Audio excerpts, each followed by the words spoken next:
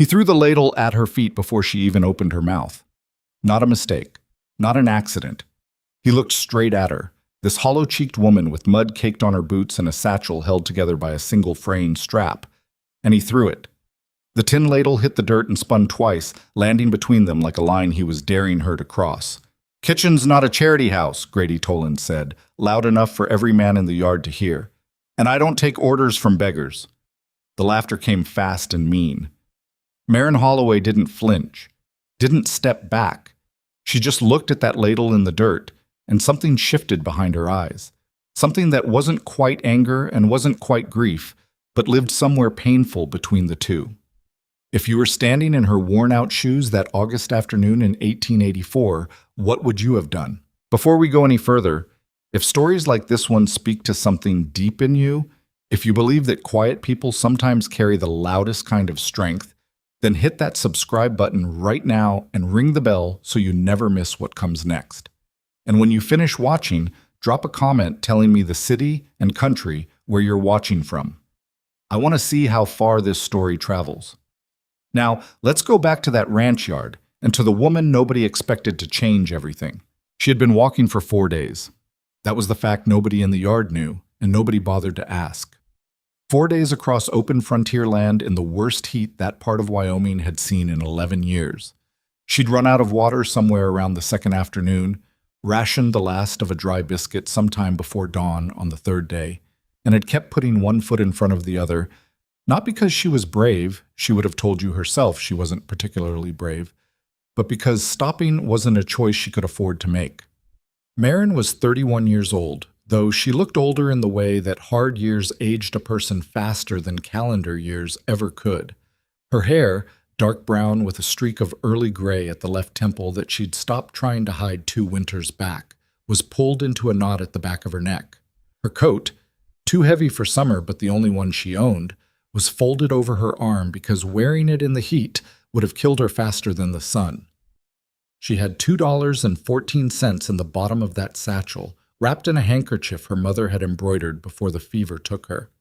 She had not spent a single cent of it because $2.14 was the kind of money you kept for a moment when there was no other option left, and Maren had not yet arrived at that moment. She had arrived instead at Redstone Ranch. The gate was open when she reached it, which she took as neither a good sign nor a bad one, just a fact. A weathered wooden arch overhead, the name carved into it in letters that someone had once painted red, but which had mostly chipped away to bare wood. Beyond the gate, a long dirt path stretched toward a cluster of buildings. A main house, 2 bunkhouses, a barn that needed new boards on the south wall, and a cookhouse set off slightly to the left with a rusted tin chimney pipe poking out of the roof. It was the cookhouse she noticed first, not because she was calculating anything, not yet, but because she had spent most of her life paying attention to where food was made, the way other people paid attention to where money was kept.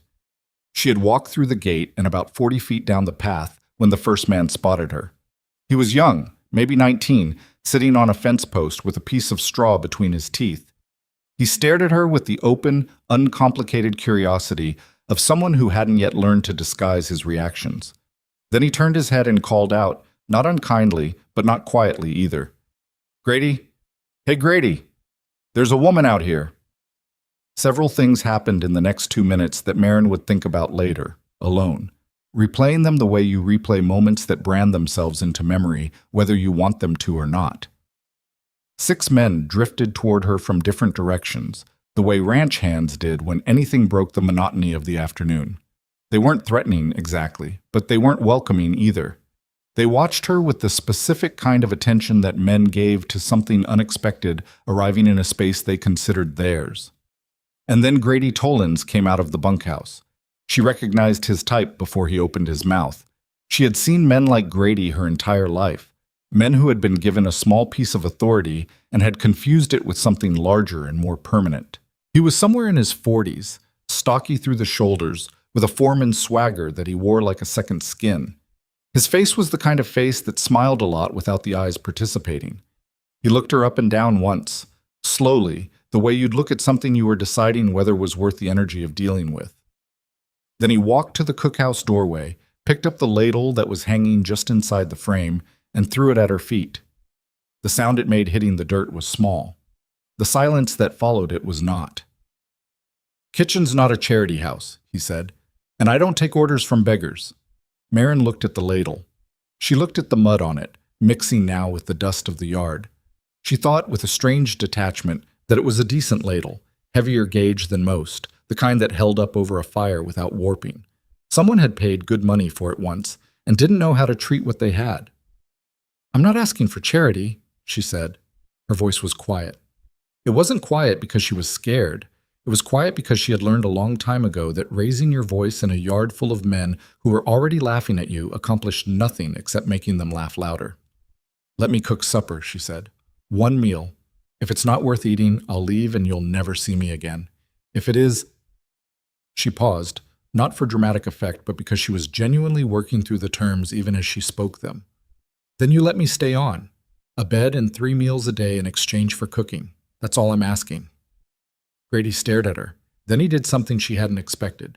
He turned to the men around him and grinned, and the grin asked them to share in something at her expense. And they did.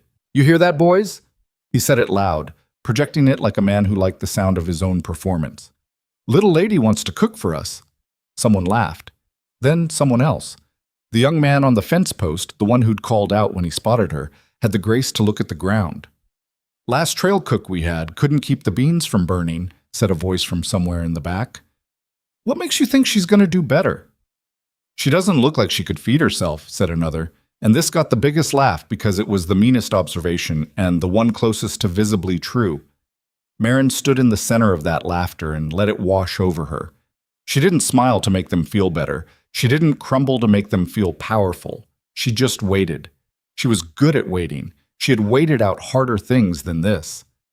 Callum Mercer heard the commotion from inside the main house, where he had been sitting at his desk with 2 months of account ledgers and the growing, specific misery of a man watching numbers tell him a story he didn't want to hear. He came to the window first, a habit, not cowardice, and looked out at the yard. He saw the woman. He saw his foreman's performance. He saw his crew burning an afternoon on cruelty instead of work. He saw also something in the woman's posture that caught at him. The absolute unmovable stillness of a person who had run out of options but had not run out of dignity. Callum was 44 years old. He had built Redstone Ranch with 12 years of brutal work and 2 loans he was still paying back. He had buried a wife, lost a season's worth of cattle to fever the previous winter, and spent the last 6 months watching his crew deteriorate the way crews did when the food was bad and the morale was worse. His last cook had quit in April. The man before that had been drunk more often than not. He had been rotating the cooking duties among the hands since May, and the results had been, without exception, dismal. He went outside. "Grady," he said it flatly, not loudly. Grady heard the tone and stopped talking mid-sentence. Callum walked across the yard and stood in front of the woman.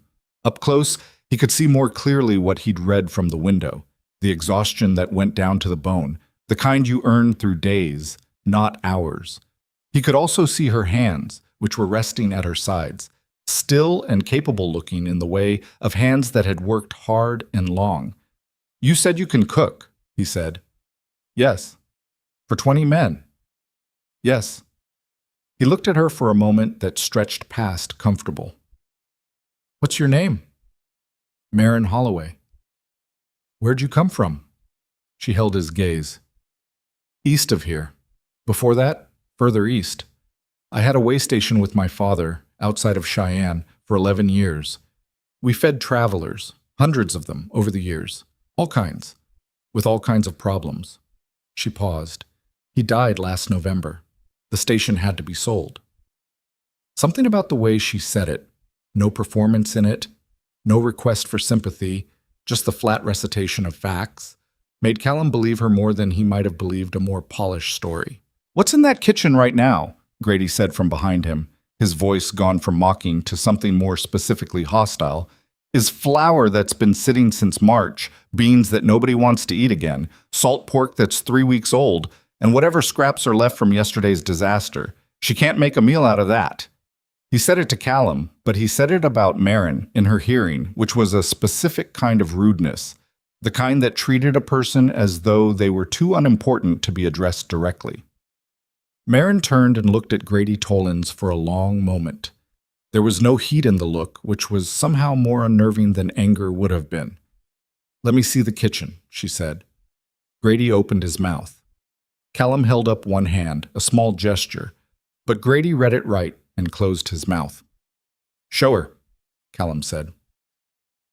What Marin found in the Redstone cookhouse was, by any reasonable measure, a problem.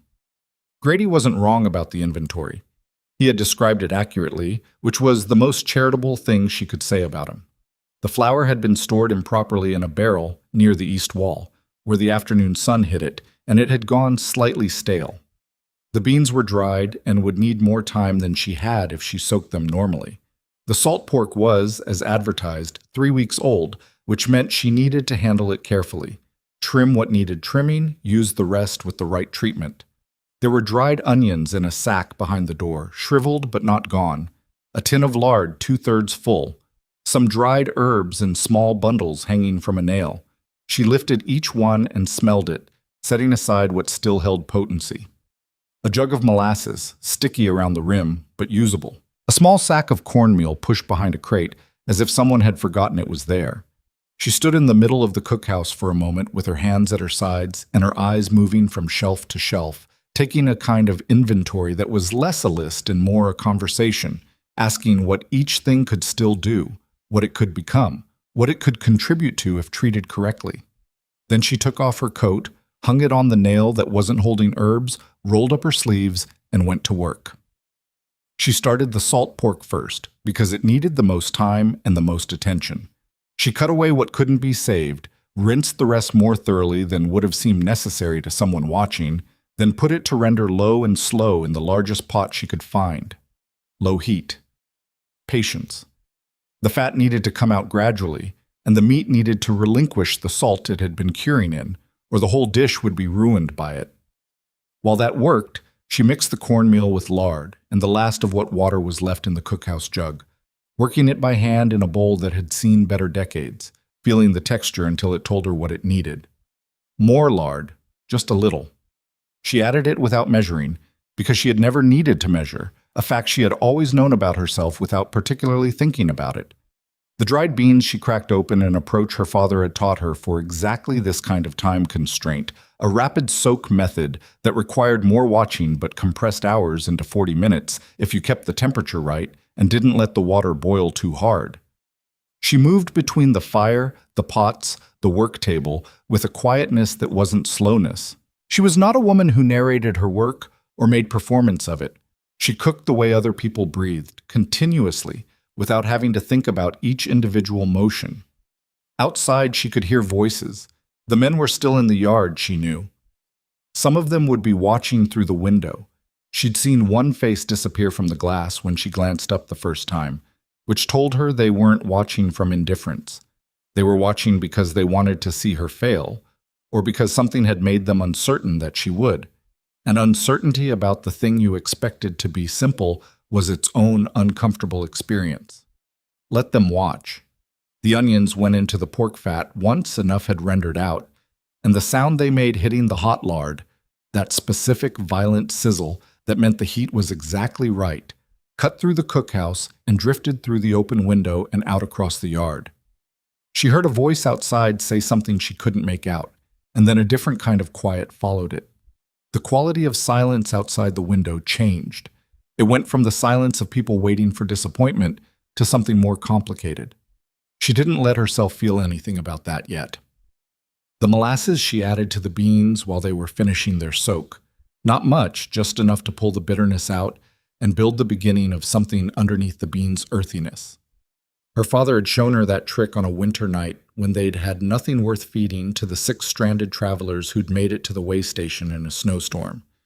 He'd stood at the pot with a ladle and said, quiet and matter of fact, "You work with what the day gave you. You don't mourn what it didn't." She had been 19 years old and had not entirely believed him yet.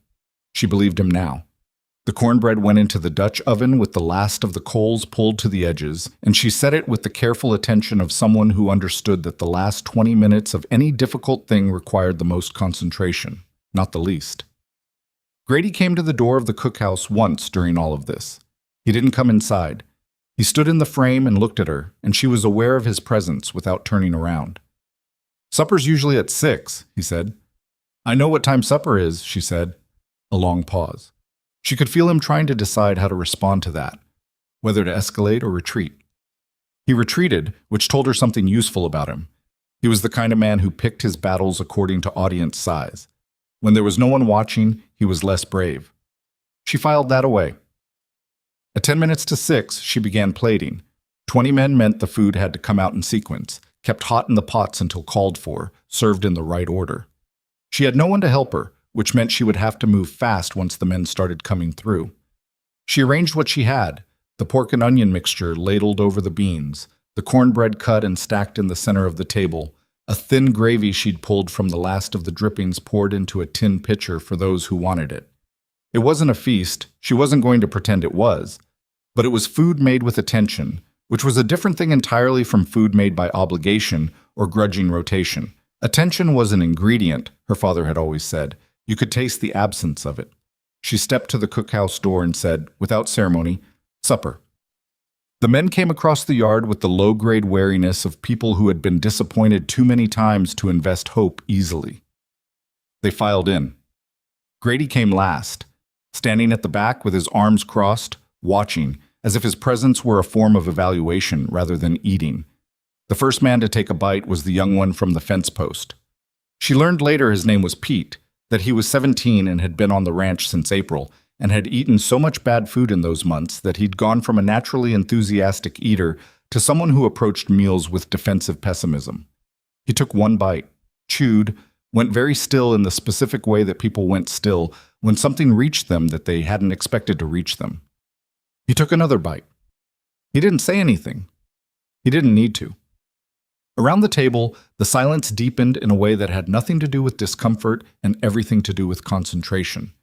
Men eating in the specific way they ate when the food had their full attention, when chewing became a private experience rather than a social one. Someone at the end of the table said, very quietly, "Lord above." Someone else reached for a second piece of cornbread before he'd finished his first. Grady Tollins stood at the back of the room with his arms still crossed, and he ate what was put in front of him, and he said nothing. His face did not change, or it changed in ways too small for anyone to read clearly, but he ate every bite. Marin stood near the door with her own plate. She had made sure to take the smallest portion, the scraps that were left when everyone else had been served, because this was not a night when she could afford to be accused of feeding herself well at the crew's expense. She ate standing up, slowly, tasting what she'd made with the particular critical attention she always gave her own work. It wasn't her best. She knew exactly where she'd compensated for the flour's staleness and where she hadn't compensated enough. The beans could have used another 15 minutes, but she'd run out of time. The pork was good, that she was satisfied with. Good enough wasn't what she'd been aiming for. But it was enough. Callum Mercer sat at the head of the table and ate in silence, the way a man ate when he was thinking about something larger than supper. When he finished, he set down his fork with the particular deliberateness of a decision being made. He looked down the table. He looked at his crew, at men who had been grinding against each other for months, who had been eating bad food and working hard and losing ground in ways both visible and invisible, who were now, for this small window of this particular evening, sitting around a table without complaint, without hostility, with something on their faces that was close to, not happiness exactly, but ease, the temporary absence of grievance. He looked at Marin Holloway, standing by the door with her small plate.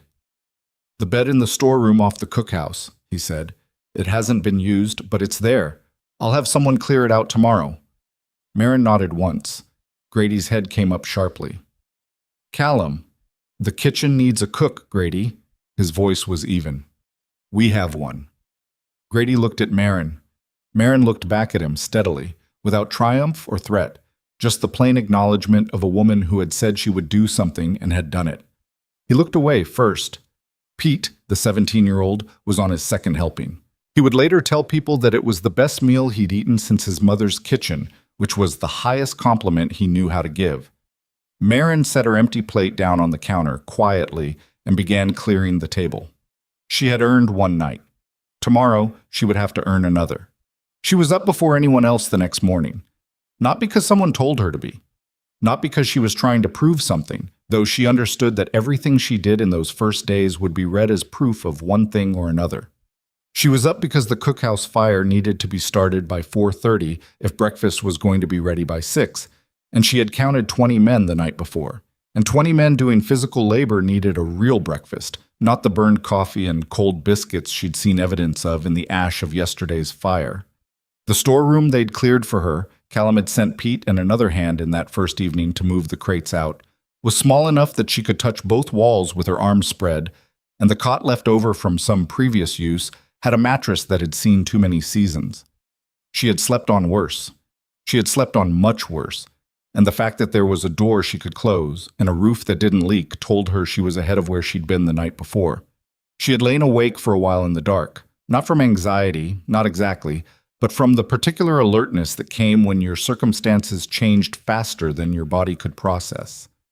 Her mind kept running inventory, the flour situation, the bean supply, the salt pork that would be gone by end of week, the dried herbs she could stretch if she was careful, the question of what other supplies were coming and when. She was also running a different kind of inventory, one she couldn't have written down in any ledger. The men she'd served the night before, their faces, their postures, the small behaviors that told you what kind of crew you were dealing with. She had fed enough different kinds of men in her years at the way station to read a table the way some people read weather. Pete was easy, young, essentially kind, starving for something he couldn't quite name, which was probably just consistency. Two men at the far end of the table had eaten without looking up, which meant they were either exhausted or deeply interior people, and she hadn't decided which yet. There was a man in his 50s, gray-whiskered, who had nodded at her when he brought his plate back to the counter. Not a thank you exactly, more an acknowledgement of a job done correctly, the kind of nod a craftsman gave another craftsman's work. She had noted that. A man who noticed quality without being asked was someone worth knowing. And there was Grady. She was not going to underestimate Grady Tollins. That was the thing about men who threw things at your feet. The throwing was rarely the worst they could do. It was a signal, not an ending. The fire caught on the second try, and she had coffee going within 15 minutes, which she knew from experience would be the first thing anyone noticed, and the fastest way to establish that the cookhouse was, once again, a place that functioned. She was working on a cornmeal porridge, thin on flavor alone but workable with the molasses she'd rationed carefully the night before, when she heard the door. It was Pete.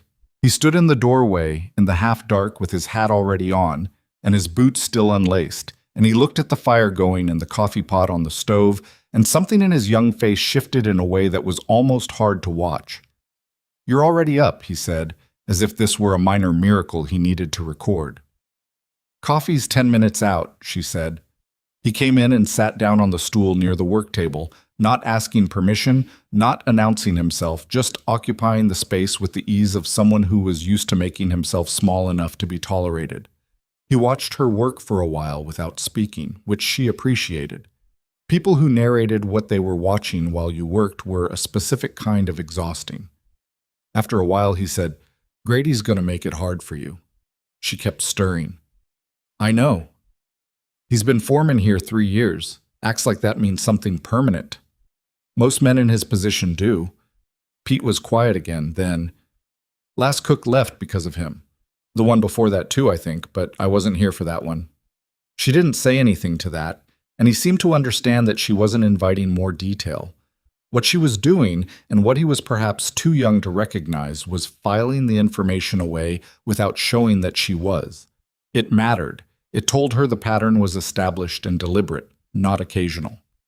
"Laces," she said without looking down. "What?" "Your boots. Tie them before the others get here. You trip in this kitchen while I've got a fire going, we've both got a problem." He looked down at his feet, then back up at her with an expression that was somewhere between surprised and grateful, and he bent and tied them. The rest of the crew came in over the next 40 minutes in the slow, sequential way of men adjusting to a new order of things. The coffee was ready, the porridge was ready. It wasn't remarkable food. She knew that, and she thought they knew it too. But it was hot, and it was there, and it was consistent, which after months of rotating disasters was its own form of extraordinary. Nobody said much. Ranch hands in the early morning rarely did, but nobody complained either, which in this specific context she read as progress. Grady came in last. He poured his own coffee without looking at her, sat at the end of the table that had become, she already understood, his established territory, and ate in the pointed silence of a man performing indifference. When he finished, he stood, set his cup down harder than necessary on the counter, not quite slamming it, maintaining the thin excuse of accident, and walked out. The gray-whiskered man watched him go. Then he looked at Marin. "Name's Walt," he said. "Been here 6 years." He said it like those were the only facts that mattered, and picked up his hat and left. She would figure out later that Walt Briggs was the closest thing the crew had to a second conscience. A man who said little, but whose silence had weight, whose approval or disapproval could shift the mood of a room without him lifting a finger to direct it.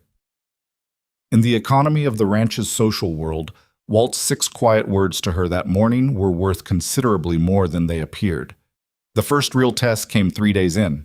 She had found a rhythm by then. Nothing elegant, nothing without friction, but a working rhythm. Breakfast, then the preparation for midday, then the longer preparation for supper. She had taken stock of the full supply situation by the second morning, sent Pete, who seemed to have appointed himself her unofficial assistant without anyone agreeing to this arrangement, to check the root cellar and the dry storage shed for anything she might have missed. He'd come back with a partial sack of dried apples, some salt she hadn't known was there, and a wheel of hard cheese wrapped in cloth that was still, somehow, good. She had looked at that cheese for a moment the way you looked at unexpected fortune, with gratitude and without sentiment. The supply wagon was due on Friday, Callum had told her on the second morning. He'd stopped at the cookhouse door on his way to the barn, early, when she was the only one there. He didn't come inside, just stood in the doorway with his coffee. She'd handed it to him without asking, because he was there and it was ready, and told her what the regular supply situation looked like. Salt, flour, canned goods from the trading post in Millard Creek, occasional fresh meat when the slaughter schedule aligned. He was methodical about it, specific in the way she appreciated, giving her information rather than instruction. "What do you need that we don't have?" he asked. She had a list. She'd written it the night before on the back of a piece of feed sack paper she'd found in the storeroom. She handed it to him. He read it without comment, folded it, and put it in his shirt pocket. "I'll see what I can do," he said. "The vinegar is most important," she said. "For preservation, the summer's not over and we need to start putting things up now if we're going to have enough variety in the fall." He looked at her for a moment. "I hadn't thought about fall yet." "I know," she said, and didn't make anything of it. He nodded, something specific in the nod that she read as the beginning of trust, not the arrival of it, and went to the barn. The test on the third day came in the form of a man named Decker. Decker was the largest man on the crew, somewhere north of 6 feet, and built in the way of men who had spent their entire adult lives doing work that required their bodies to be instruments of force. He had not spoken to her at all in the first 2 days.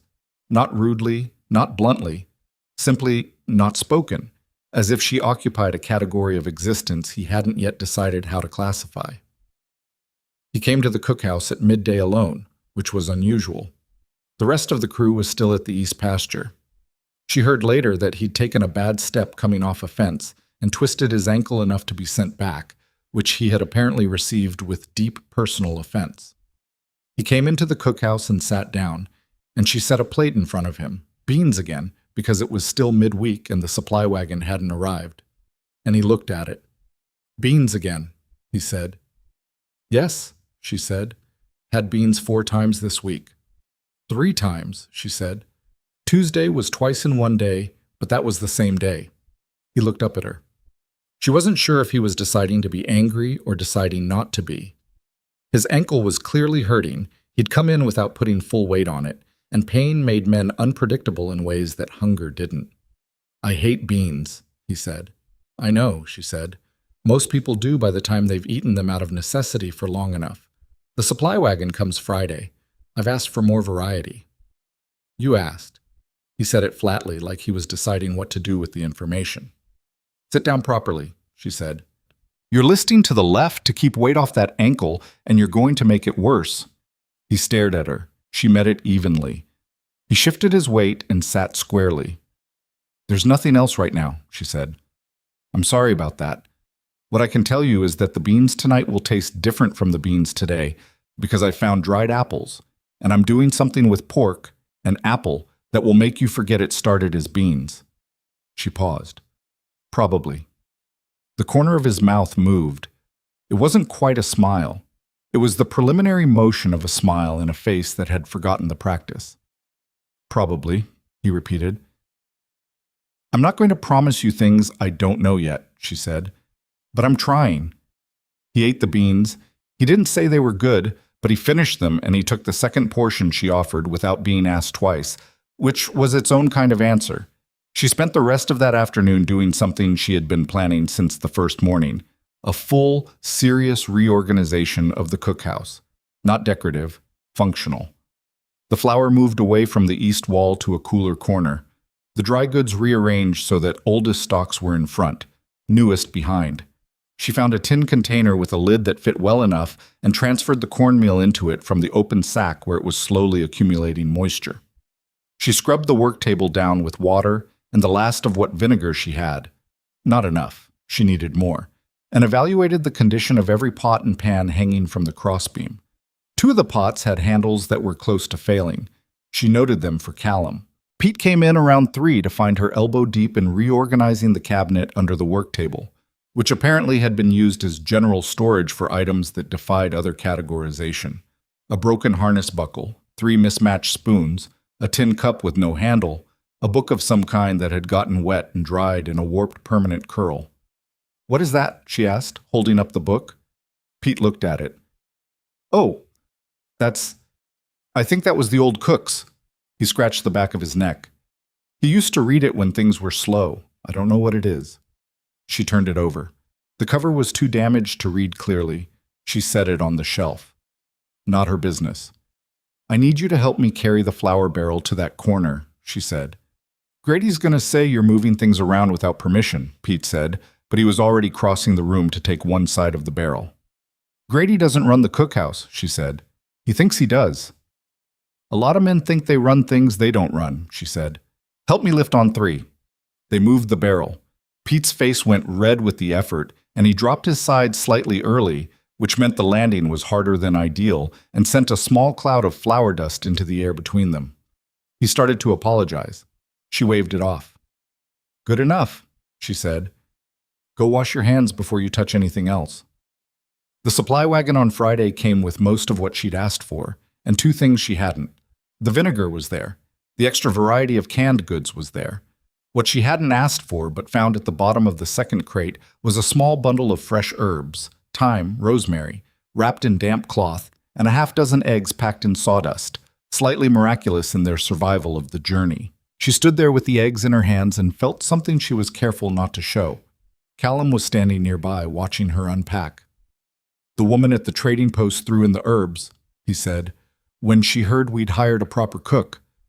I don't know where the eggs came from. I think she added those too. Marin looked up at him. Tell her thank you. You can tell her yourself when you go to town. She went back to unpacking. I don't know when I'd go to town. You'll need to eventually, for your own things, if nothing else. She didn't answer that. The idea of her own things, things that weren't borrowed or scrounged or carried in a satchel for 4 days across frontier land, felt distant in a way she couldn't quite examine. That Friday supper was the first meal at Redstone that felt like something other than maintenance. She made a proper stew with the fresh pork Callum had arranged from a neighboring ranch. A trade of some kind. She didn't ask the details. The herbs went in at the right moment. She used the eggs for a cornbread that was better than her first attempt, richer, with a crust that held when you pressed it. She made a gravy from the stew drippings that she reduced until it was serious, the kind of gravy you put on everything because it improved everything.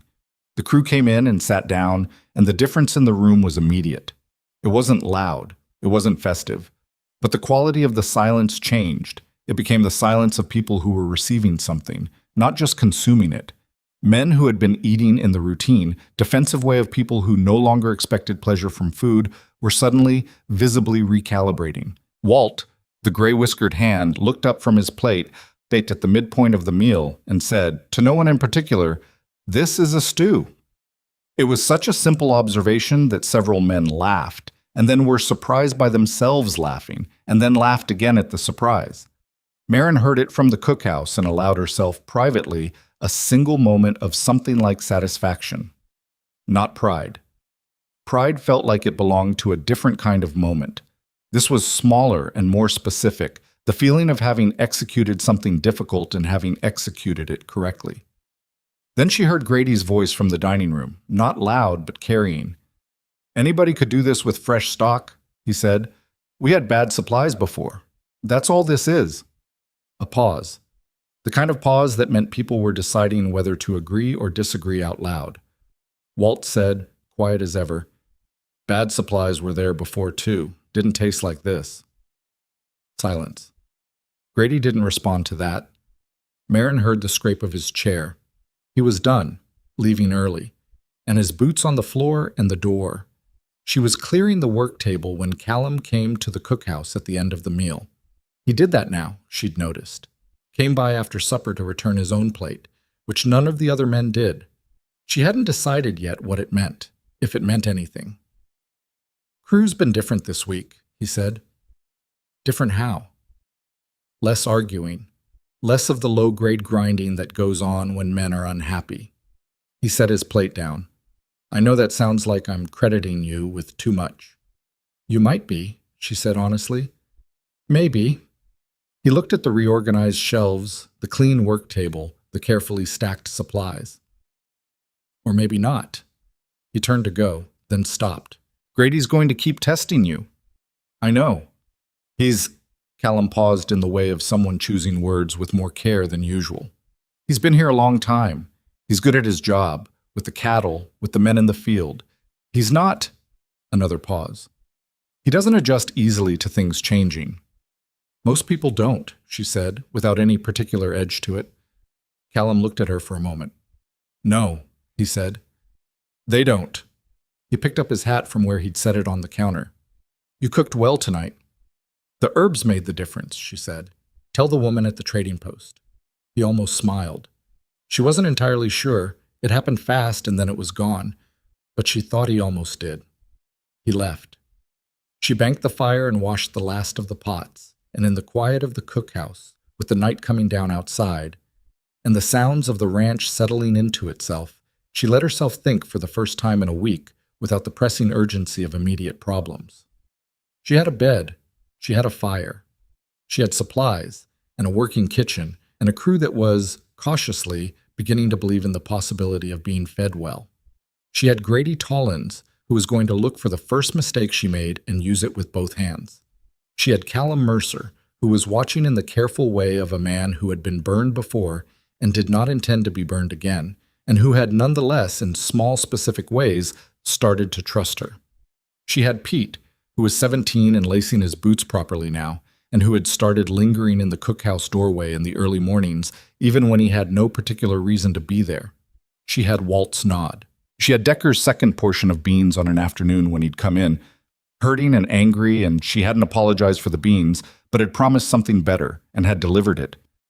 She was thinking about all of this when she heard it, a sound from the yard that was wrong in a way she couldn't immediately place, a low, irregular sound. She set down the pot she was drying and went to the cookhouse door and opened it.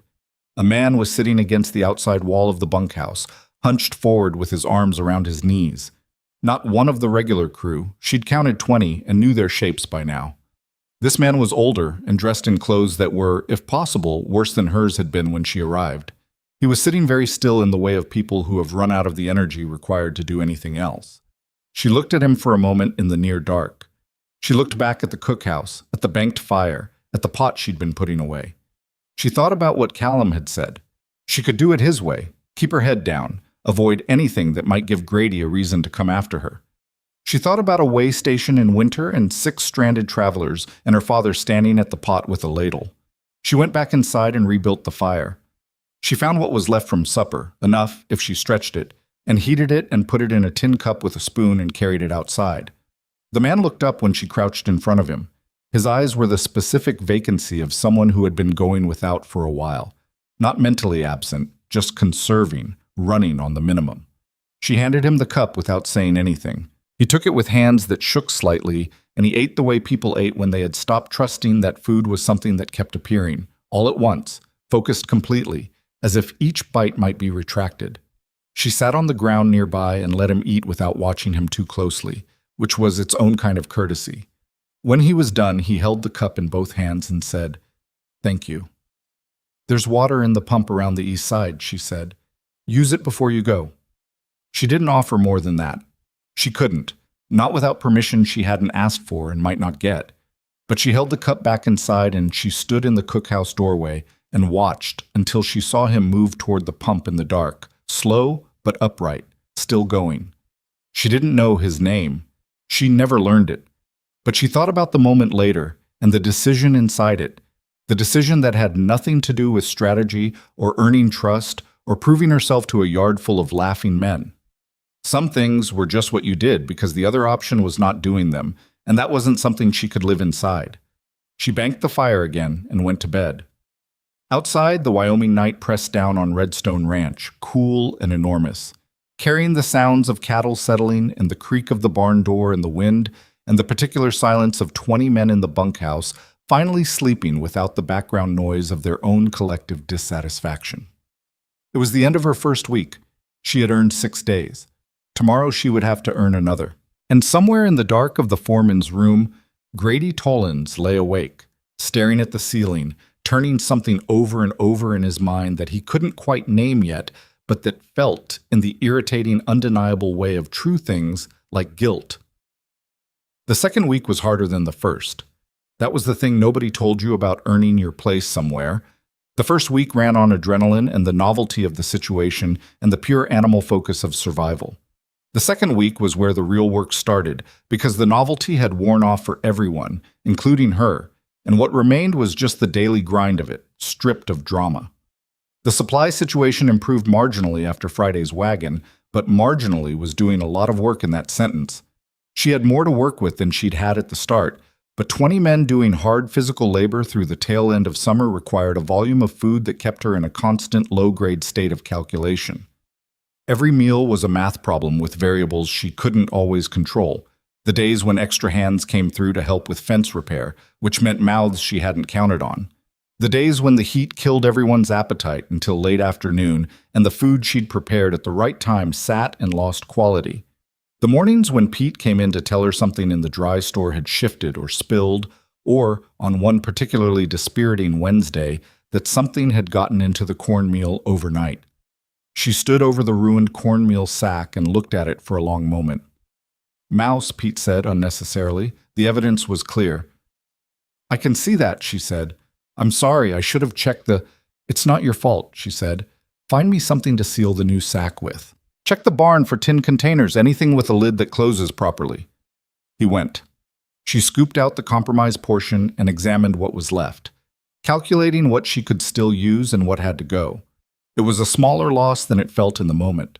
She reminded herself of that deliberately, because the temptation in bad moments was to catastrophize, to let one ruined sack become the symbol of everything uncertain, and she had never had the luxury of that particular indulgence. She rebuilt the meal around what she had. It was not her best work that Wednesday. The crew ate without complaint, which she was beginning to understand was its own complicated form of feedback. Silence meaning adequate, not excellent. She held herself to a higher standard than adequate, and the gap between what she'd planned and what she'd produced sat with her through the cleanup and into the early dark. Grady noticed. She knew he noticed because he said nothing, specifically, deliberately nothing, which was louder than any comment he could have made. He ate, set down his fork, and looked at her for just a moment too long before he left the table. It was the look of a man banking something, storing it for later use. She let him have the moment. She had no energy to spend on managing his satisfaction. What she spent her energy on instead was Pete. It had happened gradually, without her planning it. He was always there in the margins of her work, carrying things, fetching things, asking questions that started practical and sometimes went somewhere more interesting. He had a quick mind that he didn't fully trust yet, which was the specific condition of 17 in someone who'd been underestimated by enough adults to have started doing it to himself. She had started, without announcing it, teaching him things. Not formally, not sitting down and saying, "Here is a lesson."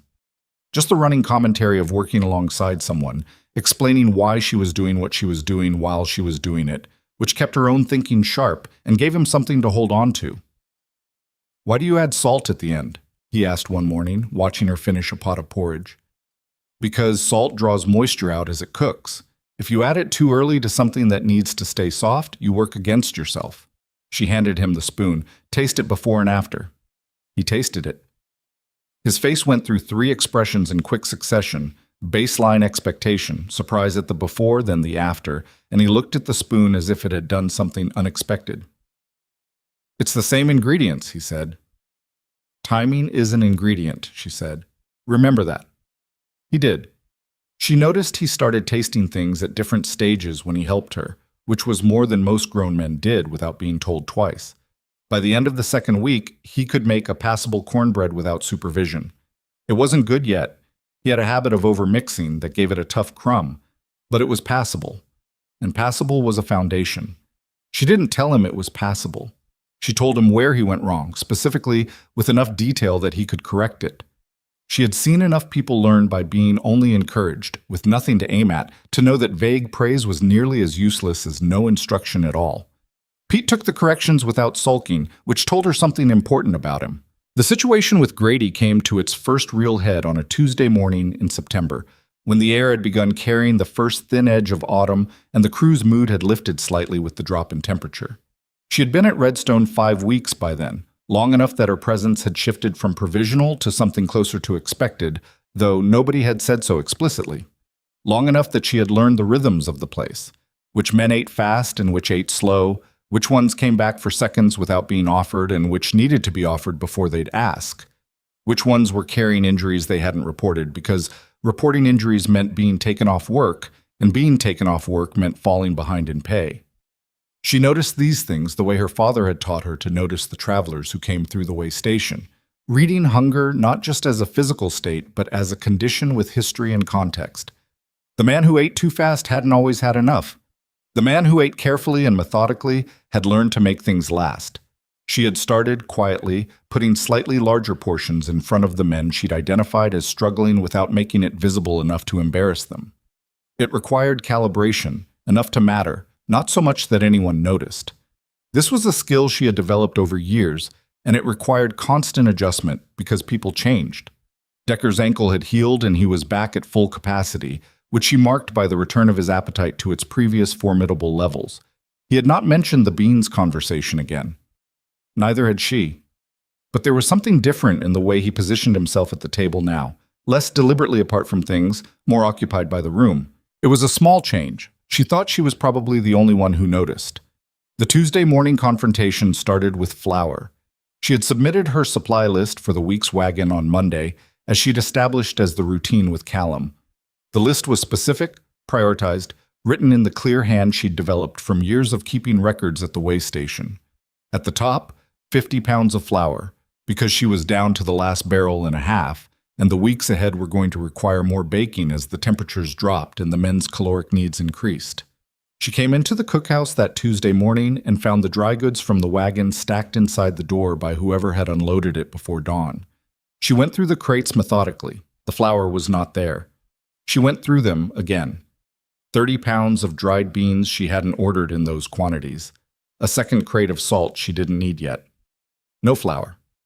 She stood in the cookhouse and breathed for a moment. Then she went and found Callum, who was at the barn with 2 other men looking at a horse that was favoring its left front leg. "The flour wasn't on the wagon," she said. He turned, read her face. "I ordered it." "I know you did. It wasn't there." She paused. Someone changed the order. He went still in the specific way of a man who already knows the shape of a problem before it's fully named. "I'll look into it," he said. "I need to know by noon," she said, "because if I don't have flour by noon, supper tonight is a different conversation." "I understand."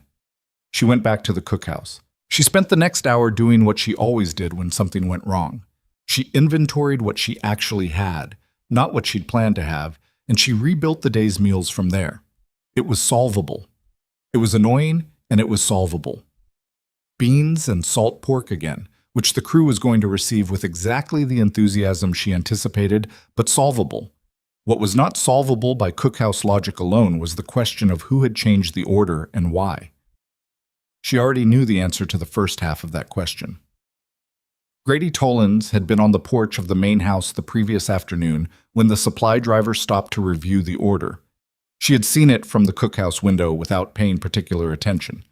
Grady talked to everyone who came through. It was part of how he maintained his position as the intermediary between the ranch and the outside world. She had not thought about it then. She thought about it now. Callum came to the cookhouse at 11:30. He stood in the doorway with a specific quality of controlled anger that she had not seen from him before. Contained, precise, the kind that was more dangerous than the kind that shouted. "The order was modified at the gate," he said. "I know," she said.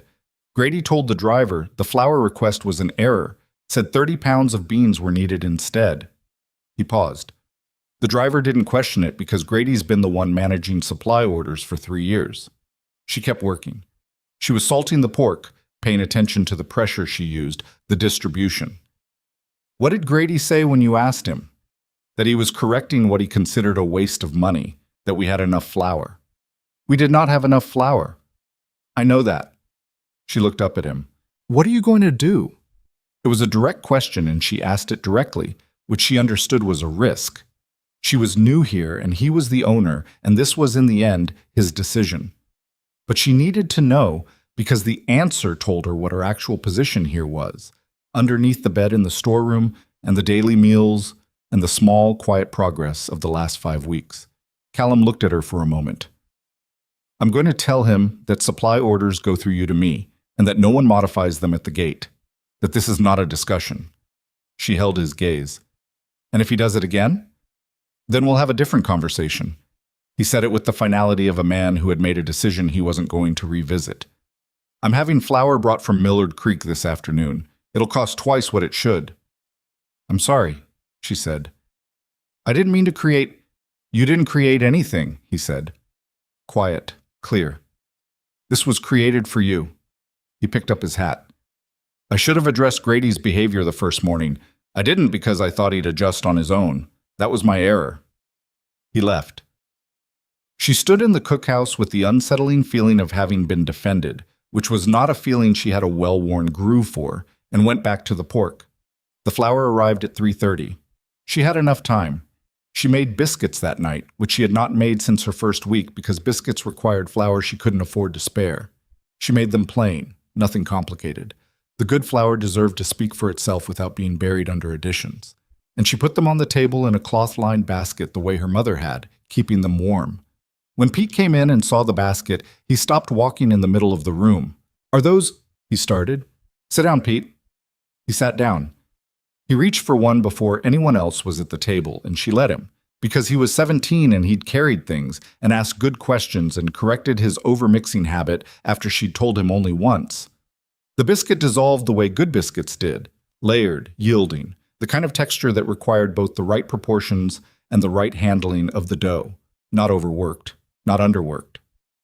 Pete closed his eyes for a moment in an expression of such uncomplicated pleasure that Walt, sitting down across from him, made a sound that might have been a laugh. Good? Walt asked. Devastating, Pete said, and reached for another. Grady came in and looked at the basket. His face did not change. He sat down. He took a biscuit. He ate it in the particular way of a man refusing to acknowledge that what he was eating was good, which required more effort than simply eating it. Nobody mentioned the flour. Nobody mentioned the morning's situation. The room had the specific quality of people who knew something had happened and were choosing to let it settle. After supper, as the men filtered out, Marin was clearing when Walt paused beside her at the counter. He set his plate down and stood there a moment, looking at the basket of remaining biscuits. Woman who used to cook for us when I was young, he said, not looking at her, made biscuits like that. My grandmother. He picked up his hat from the counter where he'd left it. Thought you should know. He walked out. She stood very still for a moment after he left. Then she picked up his plate and washed it. The week after the flour incident, something shifted in the architecture of the ranch's social world that was small enough to miss if you weren't paying attention, and large enough to matter if you were. The men started coming to the cookhouse, not for meals, for the time between meals. Pete had always been there, but now others drifted in, separately and without apparent coordination, as if they'd each independently discovered that the cookhouse was a place where the specific misery of the bunkhouse, 12 men's worth of accumulated noise and grievance and bad smells, did not exist. She did not invite them, and she did not turn them away. She gave them something to do if they were going to stand around. Hold this, pass me that, tell me if this smells right to you. And they did it without complaint, which was unusual in her experience of men who were not being paid to do what you asked. Decker came one afternoon and sat on the stool and said nothing for 20 minutes, just watched her work. Then he said, "My wife used to make something that smelled like what you've got going there." She didn't look up. "What did she make?" "Something with onions and pork. I don't know what you call it." He was quiet for a moment. "She passed 4 years ago. Fever." "I'm sorry," she said. She meant it without performance. He was quiet again. "You don't have to. I'm not saying that for—" He stopped, frustrated with his own sentence. "I know," she said. "You're saying it because it's there. That's fine." He sat for another few minutes, and then he left, and she didn't make anything of it, didn't mention it to anyone, treated it as the private confidence it had been offered as. That was the week she understood that the cookhouse was becoming something she hadn't consciously designed but had apparently created through the accumulation of small decisions. A place where people could set down whatever they were carrying outside, even briefly. Not comfortable exactly, not soft. It was still a working kitchen that was hot and demanding and required you to stay out of the way, but something. She was not naive about what that something was. She had seen it at the way station too. The way a place where food was made honestly and people were treated without condescension became over time a kind of gravity. People were pulled toward it for reasons they couldn't always articulate. The challenge was that gravity worked on everyone, including people you would rather it didn't. She first noticed the boy watching from outside the fence on a Thursday afternoon in late September. He wasn't one of the ranch hands. He was young, younger than Pete by several years, 12 at most, she thought. And he was standing at the fence line near the east side of the cookhouse with the specific stillness of a child who has learned to be invisible to adults. He was there when she went out to the pump for water. He was gone when she came back. He was there again the next morning in approximately the same spot. She told Pete about him on the second day. Pete knew who he was immediately. "That's Tommy Eld," he said. "His family has the small claim about 2 miles east. His father—" Pete's face went through something complicated. "His father drinks. The mother does what she can. There are 4 kids." She looked out toward the fence line. The boy wasn't there right now. "Does he come to the ranch often?" she asked. "Started coming around last month," Pete said. "Grady ran him off twice. Told him we don't feed strays." The words sat between them in the air. She went back to what she was doing. Pete watched her face and didn't ask what she was thinking, which was the right choice on his part. The following afternoon, she put a plate together. Not scraps. A proper small plate, the same quality as what she served the crew. She carried it out to the fence line and set it on the top rail of the fence and went back inside without saying anything, without looking around, without making the gesture into an event. 20 minutes later, the plate was empty. She retrieved it without ceremony. She did this for 3 days before the boy spoke to her.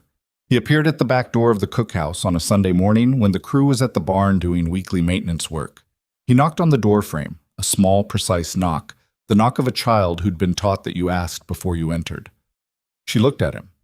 He was thin in the specific way of children who were not getting enough, the kind of thin that didn't show on the face yet, but showed in the way they held their shoulders, drawn in slightly as if making themselves smaller reduced the space they took up.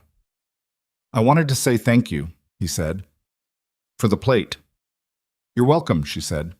"Come in out of the sun." He came in and stood just inside the door, looking around the cookhouse with the wide, comprehensive attention of a child who is memorizing things. His eyes went to the fire, the pots, the shelves, the work table, in a sweep that was almost professional. "You cook for all of them?" he said. 20 men, she said. "Sit down if you want." He sat on Pete's stool. She gave him a biscuit. She had a batch from this morning's breakfast that were still warm, and he ate it in that careful way, making it last, and she understood what Pete had told her about the family without needing any further detail. "Do you like to cook?" she asked. He looked at her as if the question were unexpectedly interesting. I don't know, he said. I make things sometimes, at home, when Mama's too tired. What do you make? Mostly cornmeal. Sometimes I fry things. He ate the last of the biscuit. I burned the cornmeal once, and my father... He stopped. She didn't pursue the end of the sentence. Burning cornmeal is easy, she said. The fix is easy too. Lower heat than you think, and you have to keep moving it. Sitting still is what burns it. He looked at her with the expression of someone receiving information they immediately recognized as useful. She gave him another biscuit and told him about the heat. She told him about the importance of keeping things moving. She told him 3 things, not 10, not 20, just 3, because 3 things could be remembered and applied, and 10 things became noise. He listened with the concentrated attention of a child who had learned that some opportunities didn't repeat. When he left, he said thank you again at the door, formal and sincere in the way children were when they'd been raised by a mother who insisted on manners despite everything else. She watched him walk back toward the fence line. Grady saw him from across the yard. She watched it happen, watched Grady clock the boy, watched his face do the thing it did when he identified something he could address, the particular setting of the jaw that preceded action. He crossed the yard toward the boy. She could not hear what he said from the cookhouse door, but she watched Tommy Eld's shoulders come up and his chin go down, and she watched him walk faster toward the fence, not quite running but moving with the urgency of someone who had been told to leave in a way that did not invite discussion. Grady turned back toward the ranch buildings. He saw her standing in the cookhouse doorway. They looked at each other across the distance of the yard. She said nothing. He said nothing. He turned and walked toward the barn. She went back inside and picked up the bowl she'd been working with and stood at the work table. And for the first time in 5 weeks, she felt something that was close to anger. Not the hot kind, but the cold, considered kind that settled in around a situation and made it clear that something needed to be decided. She had been careful. She had been patient. She had worked within the lines of what she understood to be her position here. The cook, with a borrowed storeroom and a provisional place in the order of things. She had not pushed at Grady's authority in the yard, had not contradicted him in front of the crew, had operated in the space she was given and expanded it only by the daily quality of her work. But she had fed a hungry child 3 days in a row from the ranch's supplies without asking permission, and Grady had just run that child off the property in front of her. She had a decision to make. She made it that evening. Callum came to return his plate after supper, as had become routine. She set down the pot she was washing. "The Eld boy," she said. "He's been coming by." Callum looked at her steadily. "I've seen him. I've been feeding him." "I know." He said it without inflection. Not approval, not disapproval, just acknowledgement. "Grady ran him off this afternoon," she said. Callum set his plate on the counter. He was quiet for a moment. Not the quiet of someone who hadn't heard, but the quiet of someone organizing their thoughts carefully. "How often has he been coming?" "Every day this week. He told me his mother's struggling. 4 children." "The Elds have had a hard year," Callum said. "Most people around here have, but—" He stopped. "But," she said. He looked at her. "It's ranch food. The men paid for work." "I'm not taking from the men's portions," she said. "I built the extra into the preparation. He's eating what would otherwise be thrown out or banked." This was true. It was also true that she had deliberately planned slightly more than needed each day for the past week, specifically so that this would be true. She didn't mention the planning. The outcome was the same. Callum looked at her for a long moment. She couldn't fully read him. He was a man who kept his deliberations mostly interior, which she respected even when it made him difficult to navigate. "The boy can come to the back door," he said finally. "Not the front, not in the way of the crew's work." She nodded once. "Grady won't like it," he said. "Grady doesn't like most things," she said. Something moved in Callum's face. It wasn't quite the almost smile she'd seen before, but it was adjacent to it. He picked up his hat. "No," he said. "He doesn't." He left. She finished washing the pot. She was settling into the storeroom that night when she heard voices outside. Callum's and Grady's, in the space between the main house and the bunkhouse. She was not trying to hear them, but the walls of the storeroom were not substantial, and the night was quiet. She heard her name. She heard Grady's voice, the specific register of a man making a controlled argument, keeping the anger technical. She couldn't make out every word, but she caught enough. Undermining. Doesn't know how this place works, charity case herself. She heard Callum's voice, shorter, less audible. Then Grady, louder.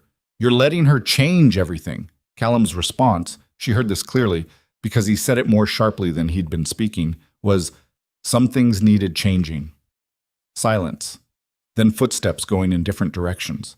She lay on her cot in the dark and stared at the ceiling of the storeroom and thought about Grady Tollins, who was a man in pain about something she didn't yet fully understand. Not just her presence, not just the disruption of the cookhouse, but something older than her arrival that her arrival had apparently aggravated. She thought about the ladle in the dirt on the first afternoon. She thought about the way he had looked at the boy walking fast toward the fence. She thought about the fact that men who were angry in that particular way, cold and systematic, and always looking for the edge to press on, were usually angry because something inside them needed addressing that they didn't know how to address. This did not make him easier to deal with. It did not make him less of a problem. But it made him, against her preference, someone she would have to try to understand before this was over. She turned on her side and closed her eyes. Outside, the first real edge of autumn moved through the Wyoming night, carrying the smell of the coming cold. And somewhere 2 miles east, in a small homestead claim that was doing its best to hold together, a 12-year-old boy was probably asleep with a full stomach for the third night in a row. She held on to that and let the rest of it wait until morning. October arrived at Redstone Ranch the way hard seasons always did. Not all at once, but in increments that accumulated faster than you expected, until one morning you stepped outside and the air had a different weight to it, and you understood that the easy part was behind you. Marin had been watching the signs for weeks. The way the light changed angle. The way the cattle moved differently in the late afternoon, pressing toward the south-facing slopes. The way the men came in from the fields with a different kind of tiredness. Not the heat-wrung exhaustion of summer, but something denser. The tiredness of bodies beginning to work harder just to stay warm. She had been preparing since August. Nobody knew the full extent of it. That was by design.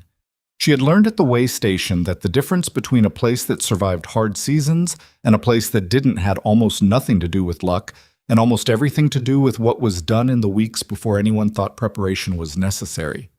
Her father had said it plainly, without poetry. The time to fix a roof is when the sun is shining, because when it's raining, you're already too late. She had started the preservation work in the last week of August, when the supply wagon began bringing in the late-season produce from the trading post. Cabbages, dried apples, root vegetables that would keep if stored correctly. She had requisitioned vinegar, salt, extra crocks, and a quantity of rendered lard that had made Callum raise an eyebrow when he reviewed the supply list. "That's a significant amount of lard," he said. "I'm sealing crocks," she said. "You layer lard over the top of preserved food, and it keeps the air out, keeps it longer." He looked at the list for another moment. How much longer? Through winter, if the storage stays cold and the seals hold. He approved the order without further comment. She had noticed that this was how Callum operated. He asked enough questions to understand what he was agreeing to, and then he agreed or he didn't, without the prolonged negotiation that some men use to remind you that they were the ones making the decision. It was an efficient quality, and she had come to rely on it.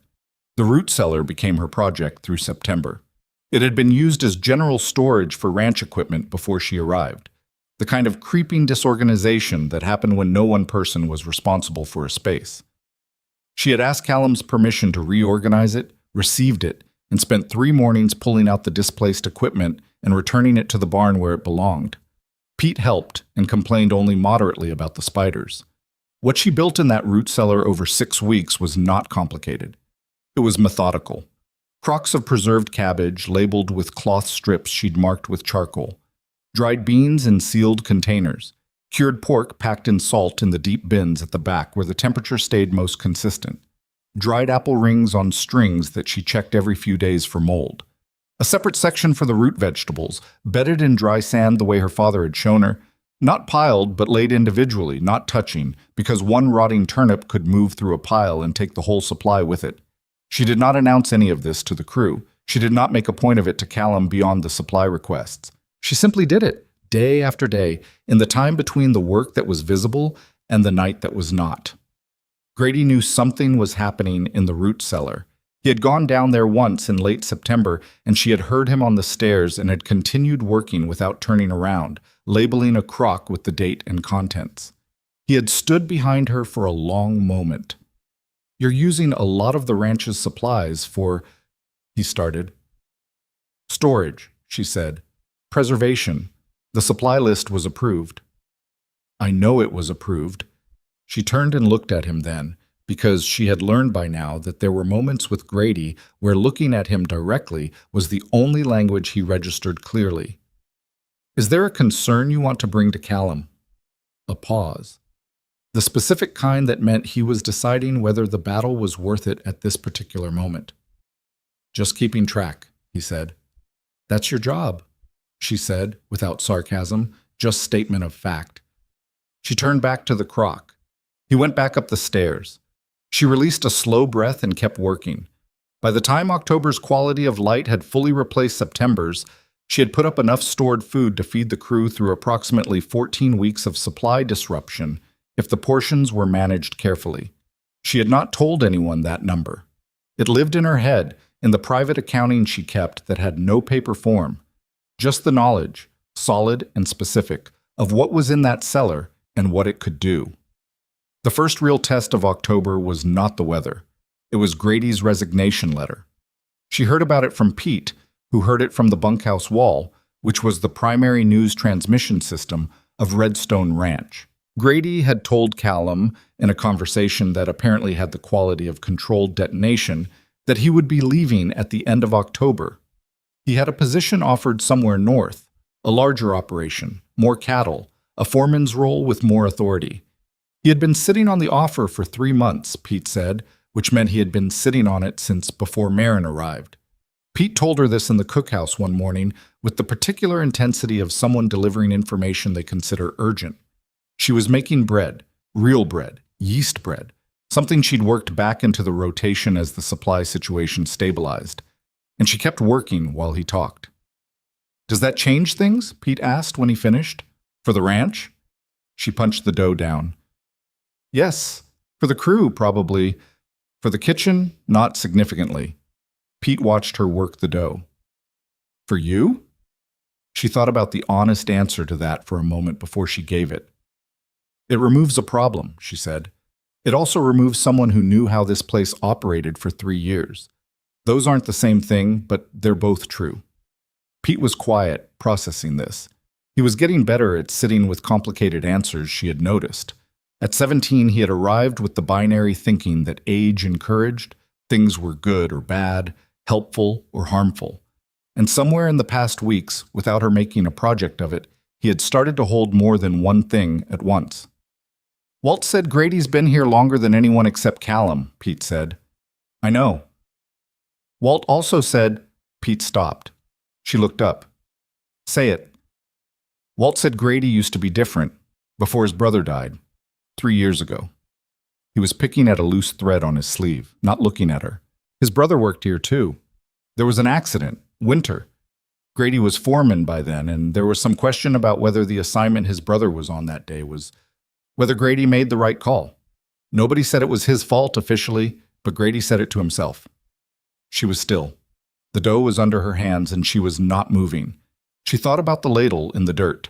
She thought about the cold, systematic anger she had read in Grady since the first afternoon, and had understood his cruelty without fully understanding what it rested on. She thought about a man carrying 3 years of private verdict, the kind that no external ruling could touch because it lived below the level where external rulings had jurisdiction. She covered the bread and set it to rise. "Who told Walt?" she asked. "Grady did," Pete said. "Once. A long time ago. Walt said he's never brought it up again." She washed her hands. She stood at the basin for a moment longer than washing required. She was not going to make Grady Tollins into a sympathetic figure by the act of understanding him. Understanding a man's wound did not obligate you to absorb the damage he did because of it, but it changed the shape of what she'd been looking at, and she was honest enough with herself to let it. Grady left on a Wednesday morning in the second week of October. He did not make a ceremony of it. His gear was packed the night before and loaded on a horse before most of the crew was up. Walt shook his hand. Decker nodded. A few of the others said something she couldn't hear from the cookhouse window. Pete was watching from beside her.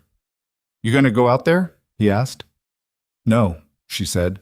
"You're not even—" "We said what needed to be said," she said, which was not entirely true because they had said almost nothing to each other in weeks. But what she meant was that there was nothing useful left to add, and Pete was old enough to figure that out on his own. Grady walked past the cookhouse on his way to the gate. He didn't stop. She was visible through the open door. She had not closed it. And he turned his head slightly, enough to register that he saw her, and then he looked forward again and kept walking. She had decided at some point in the night after Pete told her about the brother that she was going to let him leave without a confrontation and without a reconciliation, because neither would have been honest and she did not traffic in false endings. He was leaving carrying what he'd arrived with. She couldn't fix that. She had not caused it. The most honest thing she could do was stand in her doorway and let him go. What she had not anticipated was that he would stop.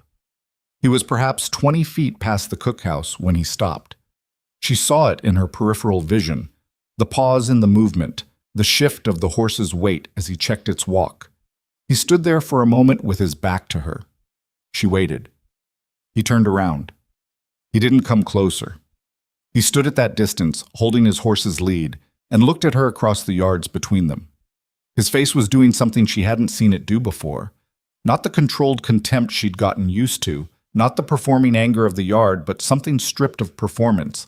A man's face when it's tired of the mask. "I shouldn't have thrown the ladle," he said. She looked at him steadily. "And I shouldn't have said what I said." His jaw worked for a moment. "That first day, in front of everyone." The yard was not empty. Walt was near the barn. 3 other men were visible at various distances. This was not a private moment, and he was choosing it anyway, which told her something about what it had cost him to get to this particular Tuesday morning. "No," she said. "You shouldn't have." He nodded once, the way men nodded when they were accepting something that didn't feel good to accept. He turned back toward the gate. She almost let him go at that. Almost. "Grady." He stopped. She had thought about whether to say this, or something like it, through most of the previous night. She still wasn't certain it was the right thing. But she said it anyway because it was true, and because she had spent too many years watching people carry things silently that didn't have to be permanent. "Whatever happened 3 years ago," she said, "staying angry at yourself about it is your business. But taking it out on people who walked through the gate after the fact—" She paused. "That's a choice. You made it, and now you know you made it. The knowing is the beginning of the other direction." Silence. A long one. He didn't turn around again.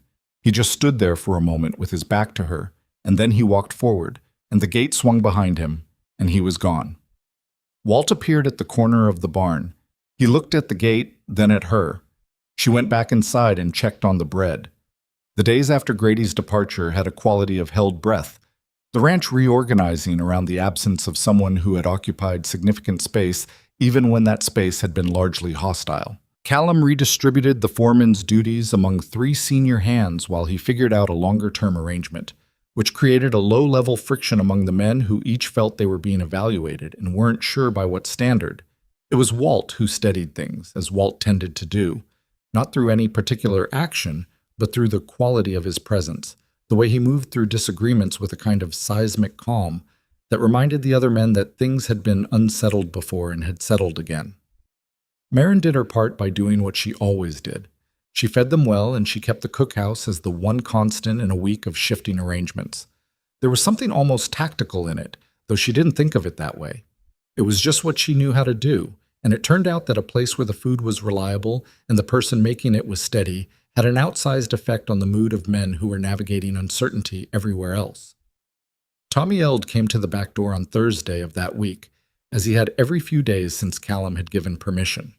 He was getting less thin, she thought, or she hoped. It was hard to tell with children. They hid things well. He had started staying longer, watching her work with the same concentrated attention she'd noticed the first day. She had given him small tasks, nothing complex, nothing where a mistake would cost the kitchen anything significant. Stir this, hold that. Tell me when you think this smell's done. He was a careful child, precise in the way that children were when the cost of mistakes in their regular life was high enough that carefulness had become reflex. He rarely spoke first, but when he answered her questions, he answered them fully and without the performed casualness that children use to seem uninterested in things they desperately wanted to know. "My sister burned the cornmeal again," he said one Thursday, while stirring a pot she'd set him at. "Slower," she said, watching his arm speed. "What happened?" "She had to go outside, and when she came back—" He shook his head. "One of the first rules," she said, "you don't leave something on the fire. Not for any reason. If you need to go, you move it off the heat first." "I told her that," he said. "She doesn't listen to me because I'm older, and she thinks I'm—" He stopped. "Bossy?" Marin suggested. He looked at her. "I was going to say that she thinks I'm wrong." "Same thing sometimes." His mouth twitched. It was the closest thing to a smile she'd seen from him, and it came and went fast, like it wasn't sure of its welcome. She showed him that afternoon how to bank a fire safely before leaving it, how to move the coals in a way that reduced the risk without killing the heat, the technique her father had taught her when she was younger than Tommy was now. He watched with the full-body attention he brought to everything she showed him, and she thought, not for the first time, that this child was going to be fine if he could get a little further down the road with enough to eat and someone who showed him things without making him feel small for not already knowing them. The blizzard warning came on a Friday. Not a formal warning. There was no mechanism for that in 1884, no organized system of advance notice. It came in the form of Bill Marsh, who ran the trading post at Millard Creek and who had spent 40 years reading the sky and the land and the animal behavior of that particular stretch of Wyoming territory. He sent his son out on horseback to the surrounding ranches with a message that was characteristically brief. "Bad weather coming, maybe 3 days, maybe more. Be ready." Callum came to the cookhouse immediately after the Marsh boy rode through. "How are we?" he asked. He meant the supplies. He didn't need to specify. "We're good," she said. He looked at her steadily, assessing whether she was giving him the answer he wanted to hear or the true answer. "I've been putting up since August," she said. "Root cellar has enough for 14 weeks if we're careful. We won't need to be that careful for a 3-day storm, but the cellar's ready regardless." He was quiet for a moment. 14 weeks, he said. "I didn't know when we'd need it," she said. "So I prepared for longer than I thought we would." He sat down, on the stool near the work table, which he had not done before. He'd always come to the doorway and left from the doorway. The sitting down had a quality of a man processing something that required a moment. "I've been running this ranch for 12 years, he said. "I have never—" He stopped. "Nobody has ever planned 14 weeks out for this kitchen. Ever. The way station had to plan longer than that sometimes," she said. "When the winter roads closed, we could be cut off for 6 weeks. You either had what you needed before the first snow, or you found out the hard way that you didn't." He looked at her. There was something in his face that she hadn't seen from him before in quite the same configuration. Not the provisional trust of the early weeks, not the practical approval of a man satisfied with results, but something more personal than either. "You've been doing this since August," he said, "and you never said anything." "You didn't need to know until you needed to know," she said, "and you would have worried about it, which would have been unproductive." He made a sound that was unmistakably a short laugh, surprised out of him, genuine, and immediately contained, the laugh of a man who didn't do it easily. "You decided I would have worried." "I made an educated assessment," she said. He shook his head slowly. He picked his hat up from the counter and turned it in his hands for a moment. "What do you need for the storm?" "Water stored inside before the pump might freeze. Wood brought in from the back pile and stacked inside the cookhouse, not outside it.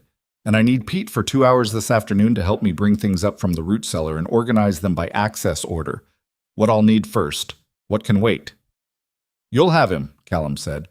He stood. At the door he paused. She had come to expect the pause. had learned that it was where he said the things he'd been holding while the practical conversation happened. "Marin," she looked up.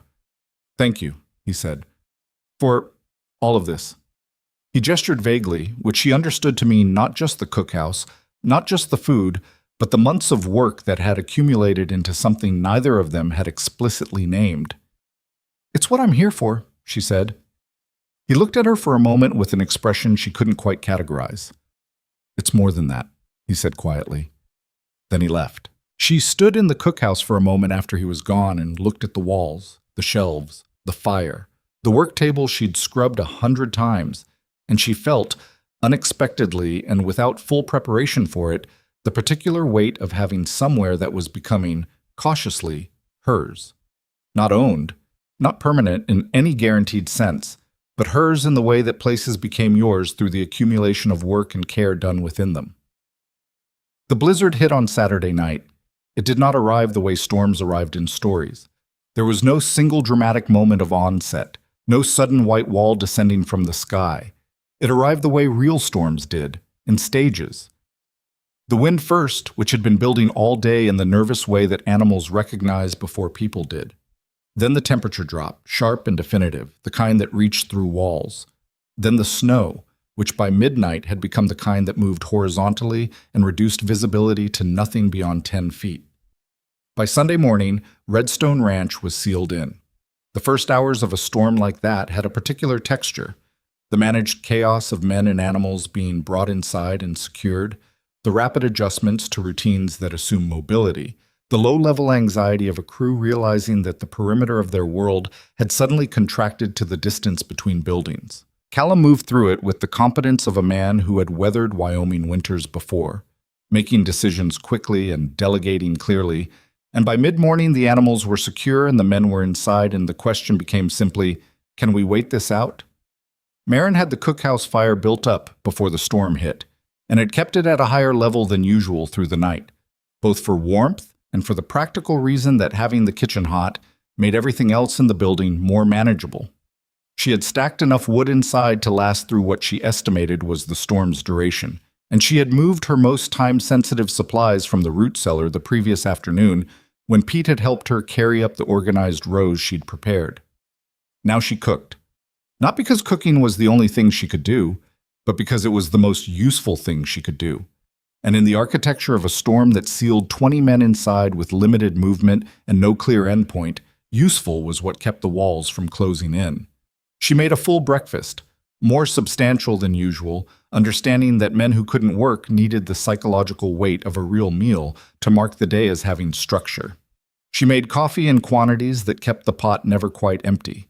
She started a soup in the largest pot she had, adding to it across the day in the way of long-cooked soups that deepened over hours, because the smell of it moving through the building was its own kind of warmth. She sent Pete over to the bunkhouse with the midday meal, because the men couldn't come to her in the middle of the worst of it, and Pete fought his way through the wind between buildings with the food wrapped in cloth against his chest, looking when he came back like a man who had encountered the storm's seriousness at close range and had complicated feelings about it. "How bad is it?" she asked. "Bad," he said, pulling snow off his coat. "Can't see the barn from the bunkhouse door." She nodded. She had expected that. "The men are okay," he said. "Tired of sitting. Decker started a card game. Walt's reading. 2 of the younger ones are arguing about something, but it seems mostly theoretical." She handed him a cup of coffee. "Eat something." Eat something, Pete. You went out in that." He sat down and ate, and she watched him with the specific attention of someone assessing for cold-related trouble, and he was fine, just shaken, and the food steadied him the way food did. The second day of the storm was the hardest, not because anything went wrong, nothing went wrong, which was precisely what she had planned for, but because the absence of crisis in a situation where everyone expected crisis created its own strange tension. Men who had spent the first day managing their anxiety through activity had run out of activities by the second afternoon, and the bunkhouse, Pete reported, was beginning to develop the specific atmosphere of 20 people in a confined space who were running out of patience with each other. She made something she hadn't made since the way station. It required some of her carefully preserved apple supply and the lard she'd stored, and the last of the good spices from the tin she kept in the back of the shelf, and it took 3 hours and required Pete's help and the application of the Dutch oven technique she had refined over the years to a very specific practice. It was a pie. Not beautiful. The crust was uneven in the way of crusts made without proper pie tins, improvised in what she had available, and the filling was less sweet than she would have liked.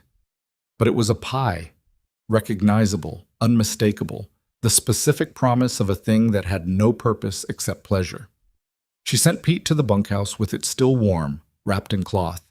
She heard it, even through the wind, even through the walls, a sound from the bunkhouse that was not argumentation and not the flat silence of men enduring.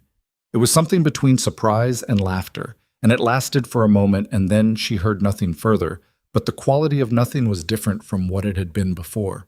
Pete came back in 20 minutes with an empty pan. "They want to know if there's more," he said.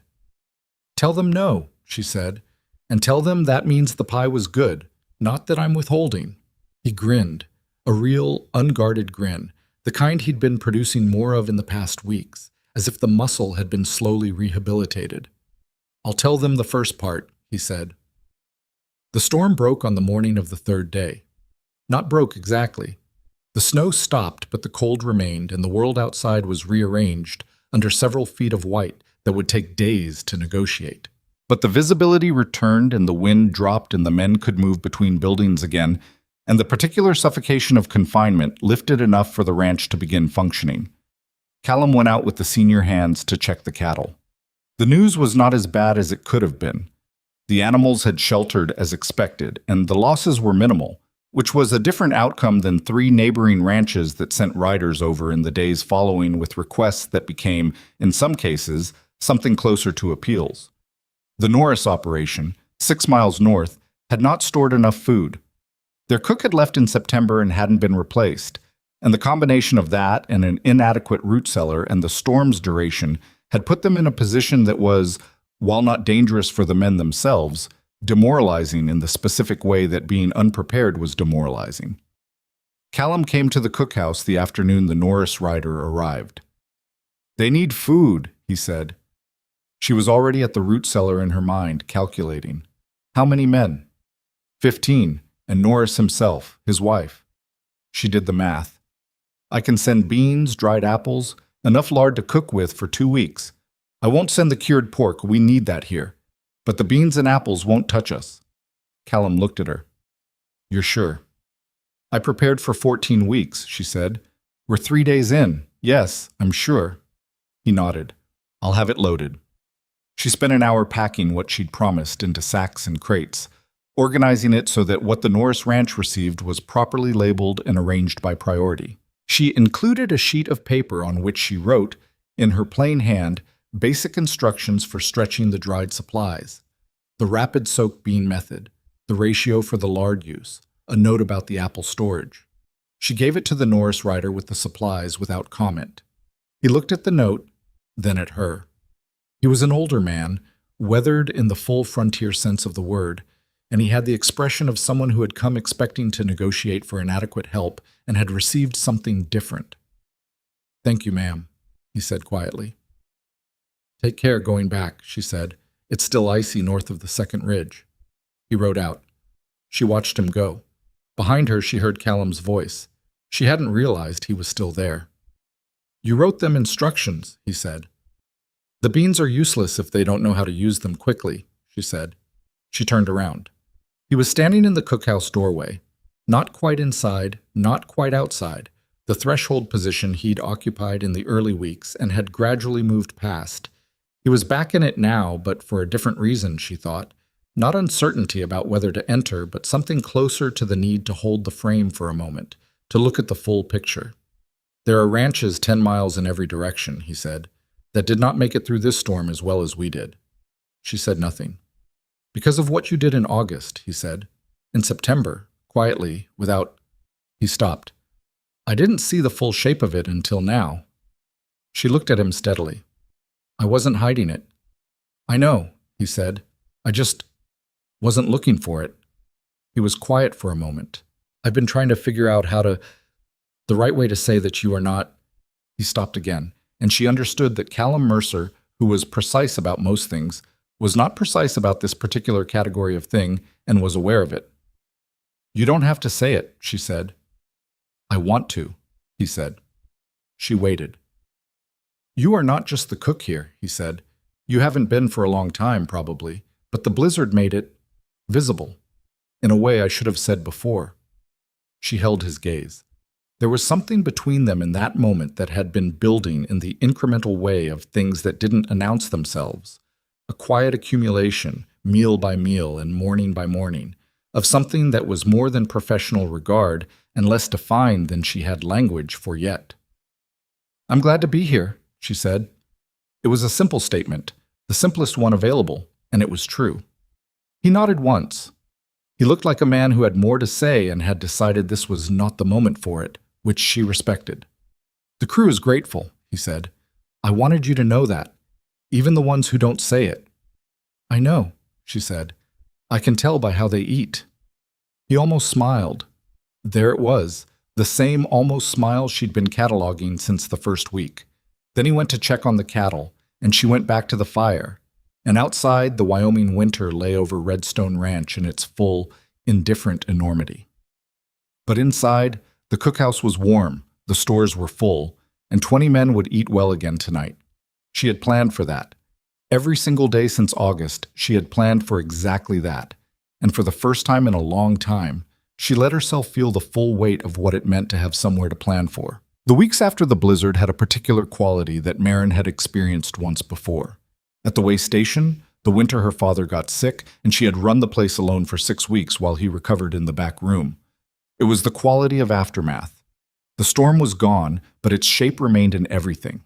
In the rearranged landscape, in the way the men moved through their days with a slightly different awareness of what the land could do to them, in the small recalibrations of a place that had been tested and had held. Redstone Ranch had held. That fact settled into the crew gradually, the way significant facts did, not announced but absorbed, becoming part of how they understood where they lived and what it meant to live there. She noticed the change in the dining room first, as she noticed most things. The men sat differently. It was subtle. Not a dramatic transformation, nothing she could have pointed to and said there, "That's the moment." But the low-grade antagonism that had been the background noise of meals since her arrival had quieted into something closer to ease. Men who had eaten in the defensive, eyes-down posture of people braced for disappointment now sat with their shoulders lower, their conversation more open, the pauses between sentences less loaded with the tension of men who didn't fully trust their circumstances. Walt noticed that she noticed.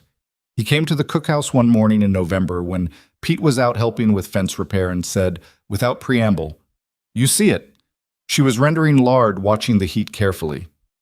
"See what?" "The crew." He sat down on the stool. "They're different."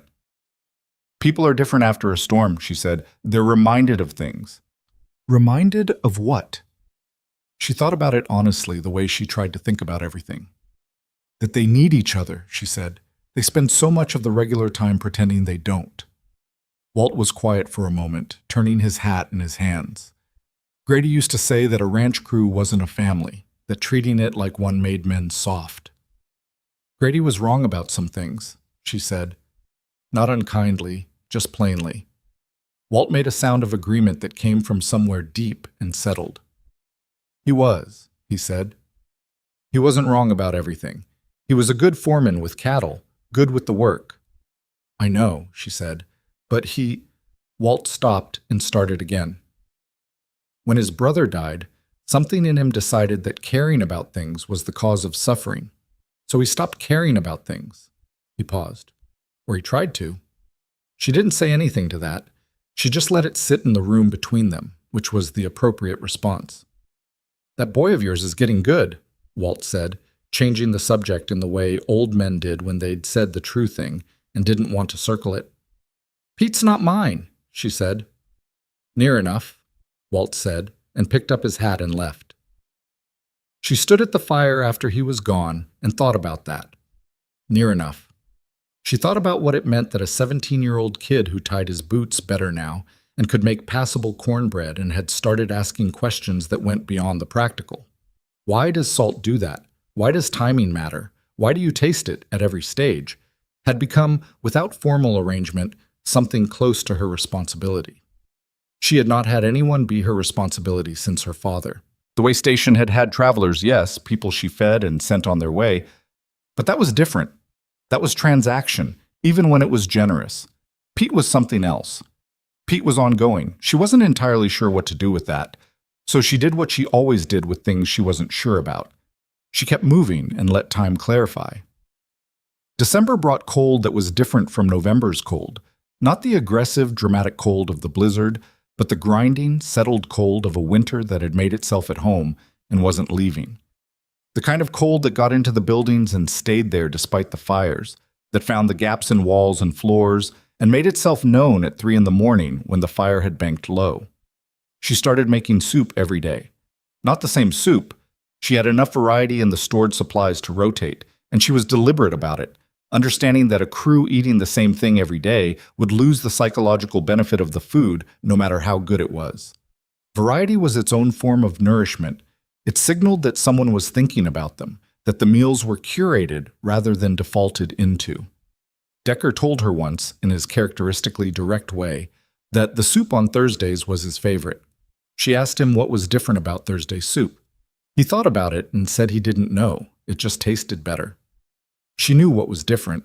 On Thursdays, she used the bone broth she'd been building since Wednesday night, letting it reduce slowly until the flavor concentrated into something deeper than what shorter cooking achieved. But she didn't explain it to him. Some things were better received as experience than as information. Tommy Eld still came to the back door, though less frequently now that the roads were harder. When he came, he stayed longer, and his contribution to the cookhouse work had expanded beyond stirring things. He could now, without instruction, correctly assess when something needed more heat and when it needed less, which was a skill that took most adults considerable time to develop, and which he had absorbed through the particular osmosis of a child who paid attention because he understood that the knowing was directly connected to whether people in his house ate adequately. On the Tuesday before Christmas, which was not a formal holiday at Redstone, but which the calendar made present whether or not anyone acknowledged it, she sent Tommy home with a crock of preserved apple compote and a full pound of dried beans and a small piece of the cured pork. She wrapped it in cloth and tied it with the same twine she used for everything and handed it to him at the back door without ceremony. He held it with both arms, the way the package required, and looked at her. "You don't have to," he started. "I know," she said. "Take care on the road. The ice is worse near the creek." He stood in the doorway for a moment longer than the transaction required. He was looking at her with the particular expression she had come to recognize in him, the expression of a child processing something that mattered in real time, not yet sure how to hold it. "My mother wants to know your name," he said, "to tell you thank you properly." "She knows it," Marin said. "You told her." "She wants to say it herself," he said. "She says that's different." Marin looked at him for a moment. "Tell her next time the road's clear, she can come by. I'll have coffee." His face did the thing it did, the brief, unguarded thing that was almost a smile but moved faster than a smile. He went home with the package. She watched him go until the road bent and she couldn't see him anymore. And then she went back inside and put her hands in the warmth of the fire and thought about his mother, who she had never met, wanting to say her name herself because that was different. She understood that completely. The conversation with Callum happened on a Thursday evening in the third week of December. Not that she had anticipated it as a conversation. Exactly. It had begun as the routine end-of-supper exchange that had been their pattern for months now. He returned his plate, they spoke briefly about practical matters. He left. It was a ritual she had come to rely on in the specific way you relied on things that were small but consistent, that marked the shape of a day. But that Thursday he came in and set down his plate and then did not move toward the door. She was washing. She kept washing, but she was aware of him in the way she had become aware of him. Not nervously, not expectantly, but with the attentiveness of someone who had learned to read a person's silences as well as their words. "I want to ask you something," he said.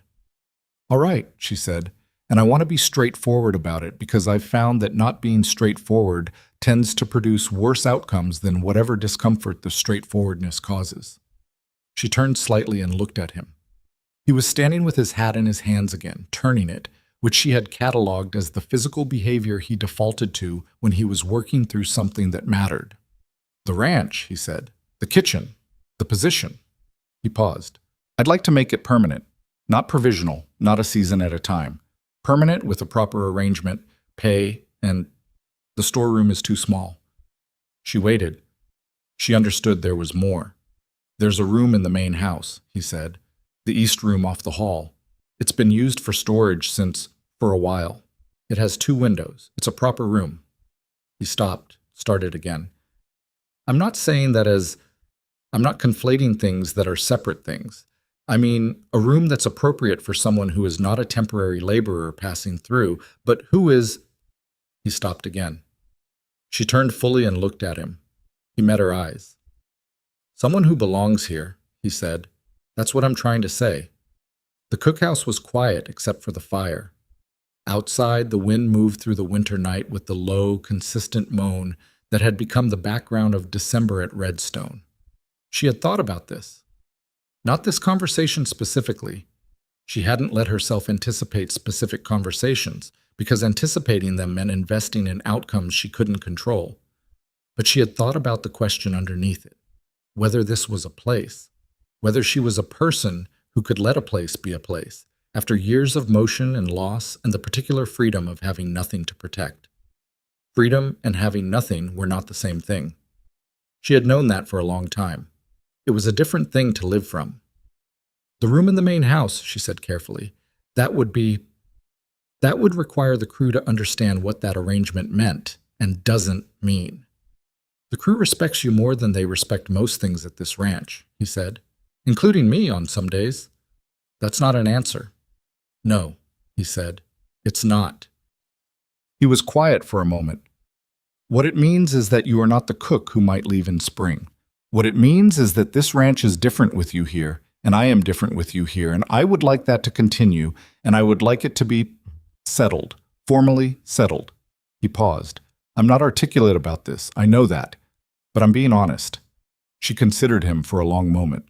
Callum Mercer, who had buried a wife and built a ranch on borrowed money, and who managed 20 men's worth of complexity with a competence that was real and a loneliness that was just as real, visible to anyone who knew how to look for it, who had stood in a yard and stopped the performance long enough to give her a chance, who had defended her quietly and consistently and without making a spectacle of it, who turned his hat in his hands when he was talking about something that mattered.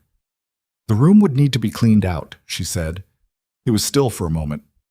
Processing, she thought, the fact that she had responded to the practical implication, which was the closest she had to a yes. "I'll have Pete do it," he said. "Pete will complain about the spiders again." "He'll manage," Callum said. Something moved in his face, the near smile, but slower this time, fuller, the way it looked when it wasn't being held back quite so firmly. She dried her hands on the cloth she kept at the basin. "I'll want to keep the storeroom for overflow storage," she said. "Kitchen storage specifically. The main house room is separate from the kitchen." "Of course," he said. "And the arrangement between us," she said because she needed to say it plainly, "moves at the pace it moves. I don't do things because the situation implies I should. I do them when they're right." "I know that about you," he said. "I've known that since August." She looked at him. She believed him. That was the thing. She looked at him and she believed him, which was not something she had been able to say about many people in her life. And she was old enough and had been through enough to understand what it was worth. "All right," she said. He nodded once. He put his hat on. At the door he paused, and she braced for the pause, for whatever came in it. "Marin?" he said. "Yes." "The crew." "The difference in this place." He stopped, started again. "You answered cruelty with better work. You answered a bad situation with preparation. You answered—" He shook his head slightly. "I watched you do it for months, and I don't think I've said directly that I saw it, that I understand what it cost." She was quiet for a moment. "It didn't cost as much as you might think," she said. "It was just what I knew how to do." "That's what I mean," he said quietly, and left. She stood in the cookhouse for a long moment after he was gone, looking at the fire, listening to the wind, feeling the particular weight of a life that had, without announcement, without the dramatic arrival she might once have imagined for such a thing, found its shape. Spring came the way springs came in Wyoming, reluctantly, in fits, with cold snaps that reasserted winter's claim twice in March and once in early April, before the land finally accepted the change. The creek ran high and fast with snowmelt. The cattle moved differently, recognizing the new season before the humans did. The mud was extraordinary. She moved into the east room of the main house in late March. Pete had cleaned it out with only moderate complaint about the spiders, and Callum had replaced the window glass on the south side that had developed a crack over winter. The room had a view of the kitchen garden that she had planned to start in April, a practical garden, herbs and root vegetables, nothing decorative. And in the mornings, the light came in at an angle that was different from the storeroom's light, fuller.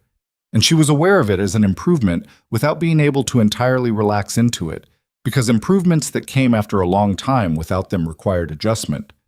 She was not entirely comfortable in the main house yet. She suspected she would not be for a while, and she accepted that without making a problem of it. These things took the time they took. What she was comfortable in was the cookhouse, which had not changed except to become more fully itself.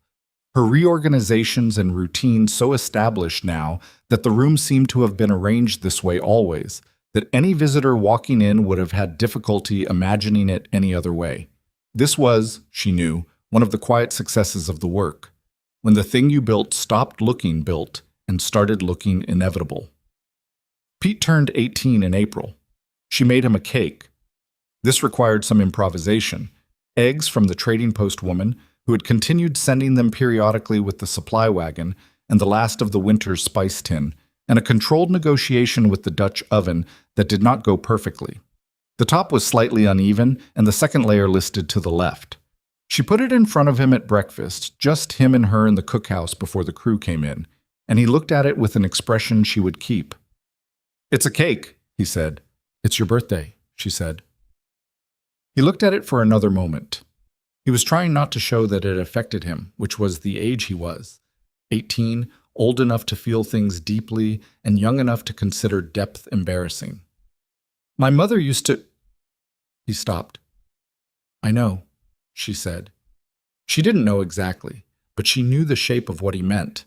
He ate 2 pieces, which was more than the cake probably deserved given the listing, and he didn't mention the imperfection, and neither did she.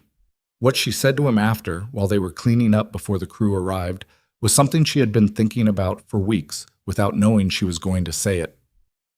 "You're good in this kitchen," she said. "You have a real sense for it. Not just following instruction, actual intuition." He stopped wiping down the counter. He was listening in the way he listened when something mattered, with his whole body, not just his face.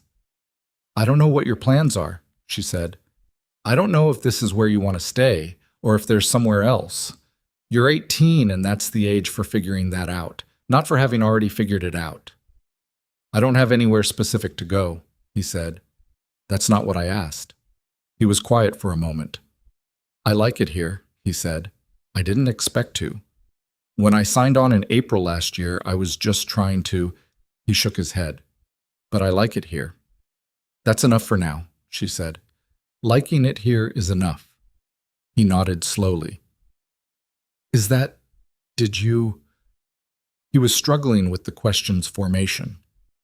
"Is that what happened with you? You just liked it here?" She considered the honest answer. It was more complicated than yes and less complicated than a full explanation. "I liked that it needed what I had," she said. "That's where it started. The liking came later." He thought about that with the serious, complete attention he brought to things he was trying to actually understand rather than just hear. Then he nodded, once, and went back to wiping down the counter. The kitchen garden she planted in April became, by June, a source of things she hadn't had access to since the way station. Fresh herbs that were entirely different from dried ones.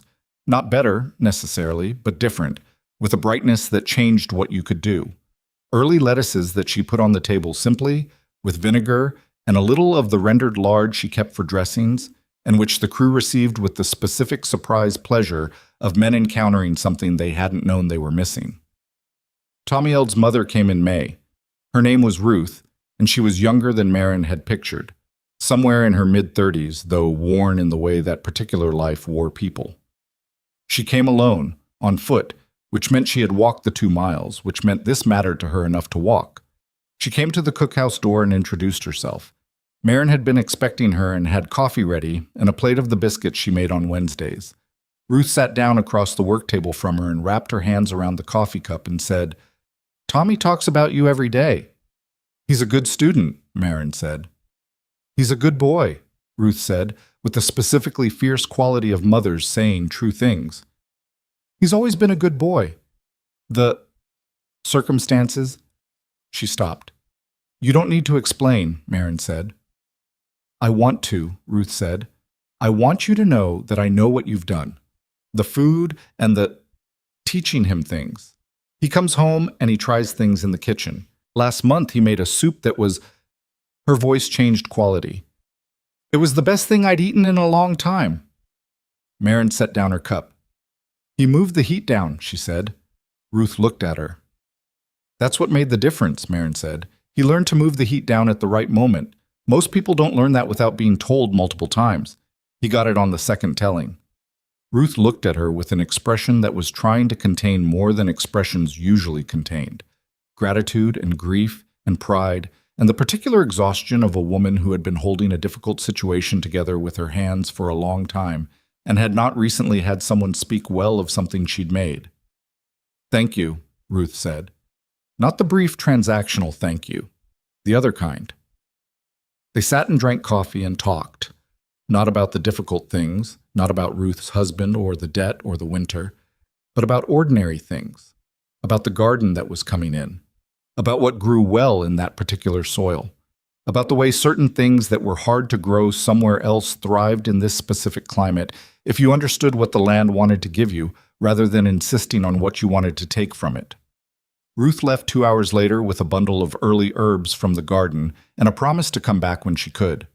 Marin stood in the doorway of the cookhouse and watched her walk back down the road and thought about the network of small things, the daily plates left on the fence rail, the 3 pieces of knowledge given to a 12-year-old who needed them, the soup that was the best thing a tired woman had eaten in a long time, and how they connected to each other in ways that were invisible until you stood at the right angle. She was not a woman who believed in grand gestures. She had seen enough of them to know they rarely did what they promised. What she believed in was the daily thing, the consistent small choice, the plate set on a fence rail without announcement, the right amount of heat applied at the right moment. That was the thing she had known since she was 19 years old, watching her father at a pot in a snowstorm and not yet believing him. That the work itself was the point, not the recognition of it. That feeding people was not a transaction, but a practice, like any craft that required years of repetition before it became fluent. She had become fluent here. She could feel it in the way the cookhouse ran now, in the automatic knowledge of what was needed without having to think about needing to know it, in the crew's relationship to the kitchen as a place that was dependable in the way the best things in a hard life were dependable, not dramatic, not showy, just there. On a Friday evening in late June, with the long summer light lying flat and golden across the Wyoming land and the smell of the kitchen garden coming through the open cookhouse window, supper ran late. It ran late because Decker had told a story at the table that made Walt laugh. Actually laugh. A real, unself-conscious laugh that nobody at Redstone Ranch had heard before, that turned out to be surprisingly large for a quiet man. And the laughter had spread the way laughter did when it was genuine, and 3 men who had been about to leave stayed instead, and then 3 more, and the dining room had a quality she had not expected and could not have planned. She stood in the cookhouse doorway and looked at them. 20 men. Some of them changed from the ones she'd first served, some of the same, all of them here, all of them fed, all of them in this specific moment not thinking about the hard season behind them or the hard season ahead, but about Decker's story, whatever it was, and Walt's large, surprised laugh. Pete appeared beside her. He had been cleaning up and had stopped when he heard the laughter. He looked at the room. He looked at her. "You did that," he said. "I made supper," she said. "That's not what I mean." She knew what he meant. She just wasn't going to agree to it out loud because agreeing to it out loud felt like the kind of thing that invited the world to test whether it was true, and she was superstitious enough about good things to keep quiet about them. Callum came to the cookhouse that night later than usual, after the men had gone and the laughter had given way to the ordinary sounds of a ranch settling for the night. He returned his plate. He looked at her. "Good supper," he said. "It was a good night," she said. He stood in the doorway, not the old, uncertain threshold position, but his own version of it now, the version that was a habit of affection rather than hesitation, and looked at her with the expression she had catalogued and collected over a year's worth of evenings, the expression that was always slightly more than he said. "You know what I've been thinking about," he said. "Tell me," she said. "That first night," he said, "the crew at the table, the silence when everyone took a bite." He paused. "I knew then. I didn't let myself think it through, but I knew." "Knew what?" she said, though she understood the shape of what he was going to say. "That you weren't going to leave," he said, "and that was—" He stopped. That felt important in a way I couldn't account for immediately. She looked at him for a moment, at this careful, honest man who ran a ranch with competence and carried loneliness with the same competence, and who had stood in a yard and made one right decision against the laughter of his own crew and had not known what it would become. "I wasn't planning to leave," she said. "I didn't have anywhere to go." "I know," he said. "But staying because you have nowhere else and staying because you want to stay. Those become different things eventually." She was quiet for a moment. The fire was low behind her. The kitchen garden moved in the evening air outside the window. The cookhouse smelled of everything she had made in it over the past year, the accumulated record of 300 and some odd meals, embedded in the walls the way smells embedded in places that had been lived in. "They became different things a while ago," she said. He nodded slowly. The near smile arrived, and this time it went all the way. She turned back to the fire and banked it for the night, and he stood in the doorway for another moment before he said goodnight and walked toward the main house, and she followed a few minutes later, walking the same path across the yard she had walked every evening for a year. The stars above Wyoming were unreasonable in their abundance, the kind of sky that made you aware of your own smallness without making you feel small, if that distinction made any sense, and she had come to think it did. The land around Redstone was dark and enormous and entirely indifferent to her in the way land was, and she was exactly one person in an enormous country that didn't know her name. But the cookhouse knew it, the crew knew it, the root cellar was full of things she'd put there with her own hands.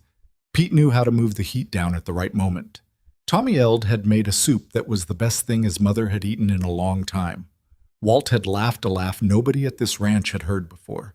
Decker had stayed at the table for a story. She had walked through a gate 8 months ago with $2.14 in a handkerchief and a worn satchel, and 4 days of walking in her legs, and hunger that had gone past the sharp stage into the dull, patient stage, and a man had thrown a ladle at her feet. She had not thrown it back. She had asked for a chance to cook one meal. She had cooked it with stale flour and old salt pork and dried onions and molasses, and 20 men had gone quiet with the specific quiet of people receiving something they hadn't expected. She had earned that night, and then the next, and then the one after. That was the whole of it, and the whole of it was enough.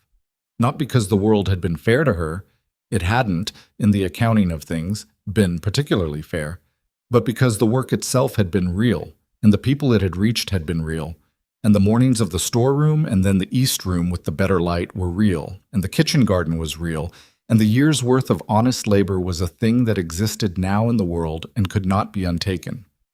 She went inside. The fire in the main house was low but present. The east room waited with its 2 windows. In the morning she would be up before anyone else, and the fire in the cookhouse would need to be going by 4:30, and Pete would appear in the doorway with his hat on and his boots already tied, and the day's first meal would need to be built from what the day had available. She was not afraid of that. She had never been afraid of that.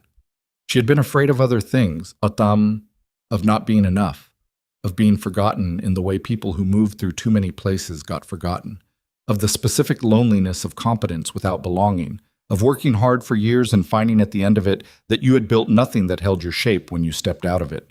She was less afraid of those things now.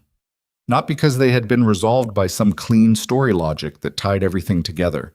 But because the East Room held her shape when she stepped out of it, and the cookhouse held it, and a crew of 20 men sat down to supper and stayed past the end of it because someone had told a story that made Walt laugh.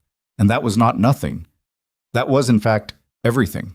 She lay down in the East Room with its 2 windows, and the Wyoming night pressed its full dark weight against the glass, and she was not a woman who had been saved or rescued or redeemed by anyone's grace except her own sustained, daily, imperfect effort.